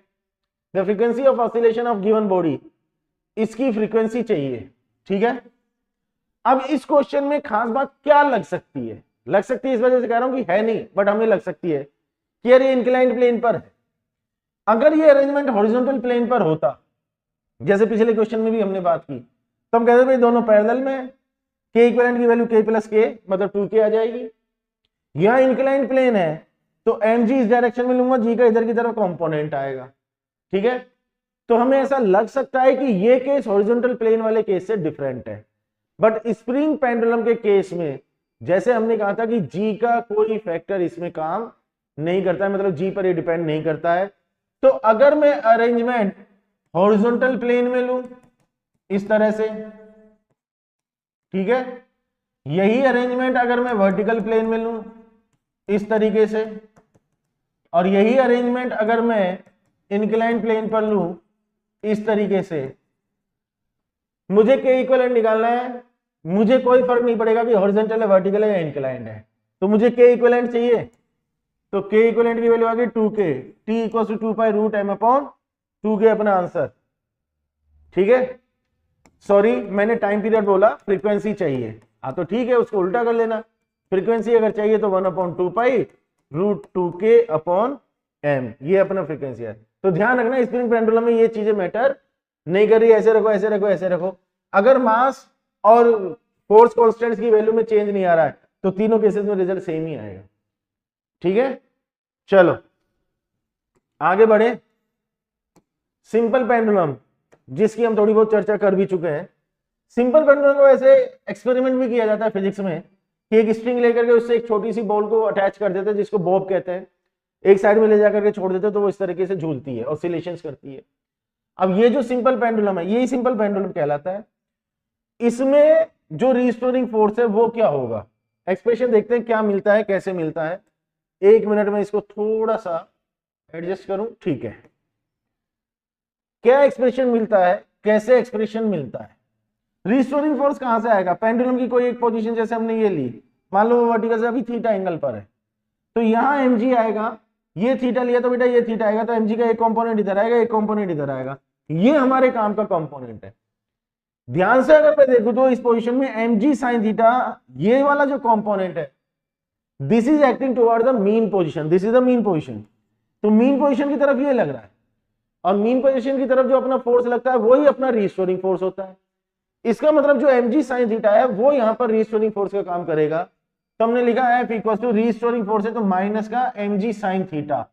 अब ये F equals to minus mg sin theta है, साइन कहां गायब हो गया, थीटा स्मॉल लेकर के चल रहे हैं भाई, तो sin थीटा को थीटा कर दिया, थीटा कैलकुलेट करेंगे तो ये आ गया x और ये आ गया l, तो angle equals to arc upon radius से x अपॉन l बन गया। तो ये हमारे पास में F equals to minus mg upon l into x. मैं मेरे तरीके से कहता हूं इस चीज को। अब इसको restoring force F equals to minus k x से अगर मैं कंपेयर कर लूंगा तो k की वैल्यू ये आ गई, ठीक है। टाइम पीरियड का formula 2 pi root m upon k, और k की जगह मैंने लिख दिया है mg अपॉन l, तो ये आ गया है 2 pi root l upon a। कहानी ये भी यही है, मैंने इसको थोड़ा सा और सिंप्लीफाइड करके बोल दिया कि जब मैंने एम जी साइन थीटा को रेजिस्टेंस फॉर्स लेकर कैलकुलेट किया तो यहाँ प्रोपोर्शनल टू एक्स की कंडीशन बनी, तो जो कांस्टेंट है वो ये रहा के, बस मैंने टाइम पीरियड के फॉर्मूले में उसको लिखा, तो इसका टाइम पीरियड आएगा 2 pi root l upon g. अब यहां एल और जी में रिलेशन नहीं है, स्प्रिंग के केस में भी मिला था बेटा, ध्यान रखना, स्प्रिंग के केस में शायद हमने ये लिखा था 2 pi root x naught upon g, change in the length. बहुत ध्यान से समझ लेना इस चीज को, एक्सप्रेशन मिलते जुलते हैं, लेकिन सिंपल पेंडुलम में ये लेंथ है, स्प्रिंग पेंडुलम में change in length. Change in length की बात थी वो जी पर डिपेंड थी, इसलिए टी की वैल्यू जी पर डिपेंड नहीं कर रही थी, ये रेशियो कांस्टेंट आ रहा था। लेकिन सिंपल पेंडुलम के केस में टी की वैल्यू जी पर डिपेंड करती है और हमारे पास में ये एक्सप्रेशन आता है। ठीक है, अब इसके कुछ इंपॉर्टेंट केसेस हैं सिंपल पेंडुलम के, अलग अलग सिचुएशंस हैं, उन सिचुएशन में क्या क्या टाइम पीरियड लिखते हैं वो रिजल्ट्स में बता रहा हूं, क्वेश्चंस में वो काम आएंगे। ठीक है, उन रिजल्ट्स को याद रखना है। जैसे पहला केस इसमें लिया है या पहली सिचुएशन इसमें क्या ली है, if a hole is made in bottom of a hollow sphere full of water and water come out slowly through the hole, then T first increases, reaches a maximum value and then decreases till it becomes equal to its initial value। ठीक है, ये बड़ी popular situation है। मैंने एक simple pendulum कैसे बनाया कि एक होलो स्फीयर लिया, पूरा का पूरा पानी से भर दिया, ठीक बात है। अब इसका टाइम पीरियड कैलकुलेट करूंगा तो 2 पाई रूट एल अपॉन जी। ठीक है, पहले हम डिस्कस कर लेते हैं फिर देखेंगे रिजल्ट यहाँ क्या लिखा हुआ है। एक बात पर गौर और करना है बेटा कि ये जो एल है ये एक्चुअल में इफेक्टिव लेंथ होती है। ठीक है, इफेक्टिव लेंथ का क्या मतलब है बेटा, एक्चुअल में ये लेंथ होती है सस्पेंशन पॉइंट से जो हमारा सेंटर ऑफ ग्रेविटी है इसका ओ मान लेता हूं, यहां तक की जो लेंथ होती है वो एल। तो सिंपल पेंडुलम में जो एल लिया जाता है वो सस्पेंशन पॉइंट से सेंटर ऑफ ग्रेविटी तक की लेंथ ली जाती है, केवल स्ट्रिंग की लेंथ नहीं होती, सेंटर ऑफ ग्रेविटी तक की लेंथ होती है। अब इसमें अगर मैंने एक छोटा सा होल बना दिया जिसमें से धीरे धीरे पानी निकल रहा है तो पानी का लेवल नीचे जाएगा धीरे धीरे। अब सोचो पानी का लेवल थोड़ा सा नीचे हुआ तो ये जो पूरा अरेंजमेंट है इसका सेंटर ऑफ ग्रेविटी थोड़ा सा नीचे जाएगा, सेंटर ऑफ ग्रेविटी नीचे गया तो एल इंक्रीज हो गया, एल के इंक्रीज होने के साथ में टी की वैल्यू इंक्रीज हुई। तो स्टार्टिंग में ये कहानी चल रही है कि पानी का लेवल नीचे आता जा रहा है, सेंटर ऑफ ग्रेविटी नीचे शिफ्ट होता जा रहा है, उसके शिफ्ट होने के साथ में एल इंक्रीज हो रहा है, एल के इंक्रीज होने के साथ में टाइम पीरियड इंक्रीज हो रहा है। लेकिन आफ्टर अ सर्टेन लेवल जब पानी की एक ये मिनिमम क्वांटिटी हो गई, मतलब पानी का मास बहुत कम हो गया, स्टार्टिंग में तो क्या है कि पानी का मास डिसाइडिंग फैक्टर है कि सेंटर ऑफ ग्रेविटी कहाँ आएगा, क्योंकि होलो स्फीयर है उसका मास तो बहुत कम है। लेकिन जब पानी की क्वांटिटी बहुत कम हो जाएगी तो फिर वो centre of gravity hollow sphere के मास के अकॉर्डिंग शिफ्ट होगा, तो पानी का मास एक लेवल से कम हो जाने के बाद सेंटर ऑफ ग्रेविटी वापस से ऊपर की तरफ शिफ्ट होने लगेगा। तो जब पानी उसमें से धीरे धीरे बाहर निकलता है तो इनिशियली लेंथ इंक्रीज होती है, फिर वो सेंटर ऑफ ग्रेविटी वापस से ऊपर शिफ्ट होने लगता है तो लेंथ वापस से डिक्रीज होने लगती है। तो टाइम पीरियड पहले इंक्रीज होता है फिर उसके बाद में डिक्रीज होता है। जब पानी पूरी तरीके से बाहर निकल जाएगा तो सेंटर ऑफ ग्रेविटी वापस सेंटर पर आ जाएगा और टाइम पीरियड की वैल्यू वही हो जाएगी जो इनिशियली थी। T first increases, reaches a maximum value and then decreases till it becomes equal to the initial value। ये कहानी है, ये केस समझ में आया। Second case, if the bob is suspended by wire due to change in temperature. अब temperature वाले factor पर बात कर रहे हैं। Length L will change and so will the time period also change if delta theta is increase in the temperature। ये thermal expansion में पढ़ी जाने वाली चीज है कि अगर हम वायर का या स्ट्रिंग का टेम्परेचर डेल्टा थीटा से इंक्रीज करते हैं तो उसकी जो लेंथ है वो इतनी हो जाती है, L equals to L naught bracket 1 plus alpha delta theta. L naught is the initial length, जो इसकी इनिशियल लेंथ थी, और L है उसकी फाइनल लेंथ। फाइनल लेंथ मतलब टेम्परेचर इंक्रीज करने के बाद या टेम्परेचर चेंज करने के बाद जो उसकी फाइनल लेंथ हो जाएगी। अल्फा को हम कहते हैं टेम्परेचर कोएफिशिएंट लेंथ के लिए। ठीक है, तो अगर मैंने टेम्परेचर डेल्टा थीटा से इंक्रीज कर दिया तो अब टाइम पीरियड का रेशियो क्या आएगा, पहले लेंथ एल नॉट थी तो मैंने टाइम पीरियड लिख लिया t naught equal to 2 pi root l naught upon g. अब लेंथ एल हो गई है, टाइम पीरियड को टी कर दिया तो 2 पाई रूट एल अपॉन जी। बात क्लियर है यहां तक। रेशियो लिया तो टी अपॉन टी नॉट, जी से जी कैंसिल हो गया, ये कहानी बच गई। एल को मैंने लिख दिया है एल नॉट ब्रैकेट में 1 प्लस एल, एल नॉट से एल नॉट कैंसिल हो गया, पावर में हाफ आ गया। वैल्यू अगर कम है तो बाइनोमियल एक्सपेंशन, ये हमारे फिजिक्स में बहुत काम आता है, बाइनोमियल एक्सपेंशन से हम इस पावर को डायरेक्ट यहां चिपका देते हैं। अगर वैल्यू कम है तो ये 1/2 यहां चिपका दिया, ठीक है। तो टी अपॉन टी नॉट ये आया है 1 plus half delta sorry alpha delta theta, तो टी अपॉन टी नॉट 1 को इधर शिफ्ट कर दिया तो -1 nearly equal to 1/2 alpha delta theta. इसको सॉल्व किया तो ये t minus t naught upon t naught आएगा, टी माइनस टी नॉट का मतलब change in the time period upon में टी नॉट, ये fractional change in the time period आया, that is equal to half alpha delta theta, ठीक है। तो time period में जो फ्रैक्शनल चेंज आएगा वो आएगा हाफ अल्फा डेल्टा थीटा। तो यहां से क्वेश्चन कभी कभी बनता है, ध्यान रखना, परसेंटेज में बात करेंगे तो इनटू में 100, ये चेंज इन टेम्परेचर अल्फा की वैल्यू क्वेश्चन में दी जाएगी टेम्परेचर कोएफिशिएंट लेंथ के लिए। क्लियर होगी बात, ये टेम्परेचर का इफेक्ट है, ध्यान रखना है इसका भी। चलो जी, और क्या क्या सिचुएशंस बन रही हैं। लिफ्ट वाली सिचुएशन बन रही है, if a simple pendulum is an accelerated lift, तो हमने एक्सप्रेशन लिख लिया 2π√L अपॉन जी इफेक्टिव। अब जी इफेक्टिव कितना होगा ये इस पे डिपेंड करेगा कि लिफ्ट कौन से डायरेक्शन में जा रही है, किसी एक्सेलरेशन से, नीचे की तरफ जा रही है ऊपर की तरफ जा रही है। डाउनवर्ड डायरेक्शन में जाती है तो ध्यान रखना है जी माइनस ए होगा, अपवर्ड डायरेक्शन में जाती है तो ध्यान रखना है कि जी प्लस ए होगा, इफेक्टिव वैल्यू ऑफ जी, ठीक है। और कांस्टेंट वेलोसिटी से अगर जा रही है तो जी इफेक्टिव की वैल्यू आ जाएगी जी के इक्वल, अगर v की वैल्यू कांस्टेंट है, मतलब एक्सेलरेशन अगर 0 है, ठीक है। तो नीचे अगर किसी एक्सेलरेशन से आए तो ये लिख देना, मतलब ए अगर डाउनवर्ड डायरेक्शन में है, सीधा याद रखो, लिफ्ट का ए अगर डाउनवर्ड डायरेक्शन में है तो मुझे जी लिख देना है, और उसका ए अगर अपवर्ड डायरेक्शन में है तो मुझे ये लिख देना है, ठीक है। क्योंकि कई बार ऐसा भी होता है कि रिटार्डेशन की कंडीशन बनती है, तो आप एक्सेलरेशन और रिटार्डेशन इस तरह से दिमाग मत लगाओ, आप इतना से दिमाग में रखना कि ए का डायरेक्शन कौन सा है। अगर ए का डायरेक्शन नीचे की तरफ है तो ये लिखना है, ए का डायरेक्शन अगर ऊपर की तरफ है तो ये लिखना है, ठीक है। नेक्स्ट सिचुएशन क्या है, if a car is accelerated horizontally, एक कार जिसमें अंदर सिंपल पेंडुलम लटकाया है वो हॉरिजॉन्टली किसी एक्सेलरेशन से चलेगी तो पेंडुलम पीछे की तरफ आएगा। उस केस में अगर जी इफेक्टिव की बात करेंगे तो जी नीचे हो गया, ए इधर की तरफ आ गया, रिजल्ट आ जाएगा √g² प्लस a²। तो जी इफेक्टिव मुझे ये लिखना है।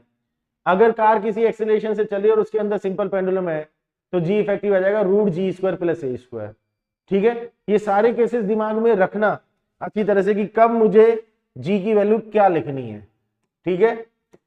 एक इलेक्ट्रिक फील्ड का केस और है, ये रहा।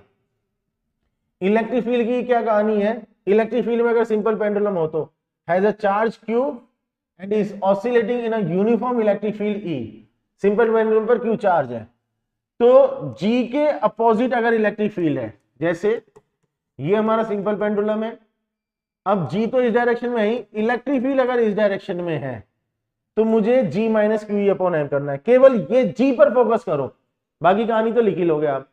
तो इसके अपोजिट डायरेक्शन में है तो ये लिखना है, इसके डायरेक्शन में होगा तो ऑब्वियस सी बात है ये प्लस कर देना है, और अगर इसके परपेंडिकुलर डायरेक्शन मतलब इलेक्ट्रिक फील्ड हॉरिजॉन्टल होगा तो दोनों का रिजल्ट आ जाएगा, तो √g² प्लस इलेक्ट्रिक फील्ड की वजह से फोर्स कितना लगेगा QE, that is equal to ma, तो उसकी वजह से a आ जाएगा QE अपॉन m।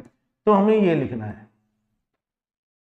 अगर g के अपोजिट है तो माइनस कर देना QE अपॉन m, g के डायरेक्शन में है तो ये कर देना, हॉरिजॉन्टल डायरेक्शन में है तो ये कर देना, और सब में वो g की वैल्यू लिख करके टाइम पीरियड हम निकाल लेंगे, ठीक है बेटा। एक केस और है, सर्कुलर टर्न पर जब हमारा व्हीकल चलता है, ये सारी चीजें एनएलएम में पढ़ते हो आप, सर्कुलर टर्न वाली जिसमें बैंकिंग वगैरह भी आती है, उसमें अगर हमारा व्हीकल चल रहा है तो जी डाउनवर्ड डायरेक्शन में, सर्कुलर टर्न पर घूमेगा तो सेंट्रीपिटल एक्सीलरेशन इस डायरेक्शन में आएगा towards the centre, v² upon r आएगा, हाँ या ना, v² अपॉन r, तो g इधर हो गया, ये हॉरिजॉन्टल हो गया, रिजल्ट निकालेंगे तो वही √g² प्लस ac², तो g² plus v² upon r का होल स्क्वायर, यहां से g इफेक्टिव आएगा, टाइम पीरियड उसके अकॉर्डिंग लिख देंगे। अल्टीमेटली आपको इन सारी सिचुएशन, सारे केसेस में ये देखना है कि g इफेक्टिव की वैल्यू क्या लिखनी है, वो सारे रिजल्ट दिमाग में डायरेक्टली होने चाहिए, क्वेश्चन वहां से डायरेक्टली उठ करके आता है, आप वैल्यू पुट करते हो, आंसर निकल जाता है। ठीक है, एग्जाम्पल ट्राई करके देख लें जो आया हुआ है question. Time period of simple pendulum in stationary lift is T.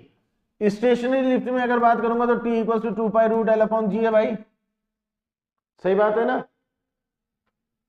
If the lift accelerates with g by 6 vertically upward, acceleration upward direction में, the time period will be t dash मान लिया। अपवर्ड डायरेक्शन में है तो याद करो अभी मैंने डिस्कस किया था, डाउनवर्ड डायरेक्शन में जी माइनस ए तो अपवर्ड डायरेक्शन में जी प्लस ए, और ए की वैल्यू दी हुई है g by 6। So t dash equal to 2 pi root g plus g by 6 करूंगा तो 7 जी बाई 6 आ जाएगा। टी डैश मुझे टी की फॉर्म में चाहिए, टी डैश अपॉन टी कर लेते हैं, तो 2 pi root 6l upon 7g upon 2 pi root l upon g, 2 pi l g that is root 6 upon 7, एन इथे शिफ्ट कर दिता तो t dash equal to root 6 upon 7 t, ये आ गया। क्लियर है, डाउनवर्ड डायरेक्शन में जा रही होती तो माइनस कर देते। ठीक है, समझ में आया क्वेश्चन कैसे बना। तो इसीलिए कह रहा हूं कि वो रिजल्ट दिमाग में होने चाहिए, बस उससे जी इफेक्टिव कैलकुलेट करो और फॉर्मूला अपन जानते हैं, सॉल्व कर लेंगे, आंसर आ जाएगा बेटा। The Bob of a simple pendulum has मास 2 ग्राम, चलो लिख लेते हैं, मास 2 ग्राम है, 2 इंटू 10⁻³ किलोग्राम जरूरत पड़ेगी तो, and a charge of 5 microcoulomb, charge की वैल्यू है 5 microcoulomb, 5 into 10⁻⁻6 coulomb. It is at rest in a uniform horizontal electric field, electric field horizontal है, of intensity 2000 volt per metre, electric field है 2000 volt per metre. At equilibrium the angle that the pendulum makes with the vertical, equilibrium में वो कितना angle बनाएगा। अब अगर मैं इसका फिगर ड्रॉ कर दूं, ये हमारा पेंडुलम है, इलेक्ट्रिक फील्ड ऐसे हॉरिजॉन्टल डायरेक्शन में आया, चार्ज इस पर है तो फोर्स लगा, फोर्स की वजह से इधर गया, इक्विलिब्रियम में उसकी ये पोजीशन है, इक्विलिब्रियम में उसकी ये पोजीशन है, तो वर्टिकल से वो कितने एंगल पर है ये पता लगाना है। अब ऑप्शन मेरे पास tan इनवर्स की फॉर्म में है, ठीक है, तो इक्विलिब्रियम की पोजीशन में नेट फोर्स 0 करना है। यह फोर्स देखते हैं कौन कौन सा है, इलेक्ट्रिक फील्ड ने हॉरिजॉन्टल फोर्स लगाया, ग्रेविटी का mg डाउनवर्ड आया, ये थीटा हो गया, ये थीटा हो गया, टेंशन टी आया। इस कहानी को अलग से ड्रॉ कर रहा हूं कि ये टेंशन है, ये QE है, ये mg है और ये थीटा है बेटा, थीटा तो कैलकुलेट करना है, तो टी का इधर कंपोनेंट हो गया टी कोस थीटा, इधर हो गया टी साइन थीटा। इक्विलिब्रियम के लिए सबसे बढ़िया तरीका है कि फोर्सेस को रिजॉल्व कर लो हॉरिजॉन्टल और वर्टिकल, और हॉरिजॉन्टल में 0 कर दो, वर्टिकल में 0 कर दो, खत्म। अब हॉरिजॉन्टल में फोर्स 0 कर दूं, क्या लिखूं, यहां लिखता हूं, हॉरिजॉन्टल में t sine theta equals to QE आ जाएगा, और वर्टिकल में 0 करूंगा तो t cos theta equals to mg आ जाएगा।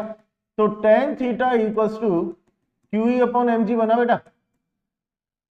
ये सारी वैल्यूज यहां पर पुट कर देना और theta equals to tan inverse कर देना, आंसर आ जाएगा। सारी वैल्यूज है हमारे पास में QE mg, ये सारी वैल्यूज है, g की वैल्यू तो हम जानते ही है, tan लेनी है और इजी हो गया काम। ठीक है, तो सॉल्व करेंगे, tan इनवर्स में आंसर आ जाएगा। कहानी समझ में आई। तो ये कहानी है हमारी सिंपल हार्मोनिक मोशन की। ठीक है, इसमें सारा थ्योरी वाला पार्ट अपन ने कवर कर लिया, displacement, velocity, acceleration, potential energy, kinetic energy, total energy, spring pendulum और सिंपल पेंडुलम, और इनके जितने भी डिफरेंट पॉसिबल केसेस थे सारे, और सारे टॉपिक्स पर बेस्ड क्या क्या क्वेश्चंस, क्या क्या वैरायटीज है वो अपने ने कवर की है। ठीक है, वैरायटी समझ लेना, क्वेश्चंस को चेक कर लेना अच्छी तरह से, सारे क्वेश्चन समझ में आ जाने चाहिए। ठीक है, नेक्स्ट वीडियो में मिलेंगे फिर नेक्स्ट टॉपिक के साथ में। ठीक है, कमेंट बॉक्स में फीडबैक जरूर पोस्ट करना है। अच्छा, चैनल अगर सब्सक्राइब नहीं किया है तो चैनल जरूर सब्सक्राइब करना है। अपने जो भी फ्रेंड्स जेई की प्रिपरेशन कर रहे हैं, ठीक है, उन फ्रेंड्स को भी रिकमेंड करो। ठीक है, और चैनल को सब्सक्राइब करो, बाकी अपने दोस्तों से भी सब्सक्राइब कराओ। राइट, नेक्स्ट वीडियो में मिलते हैं फिर नेक्स्ट चैप्टर के साथ में। Till then take care, bye, thank you.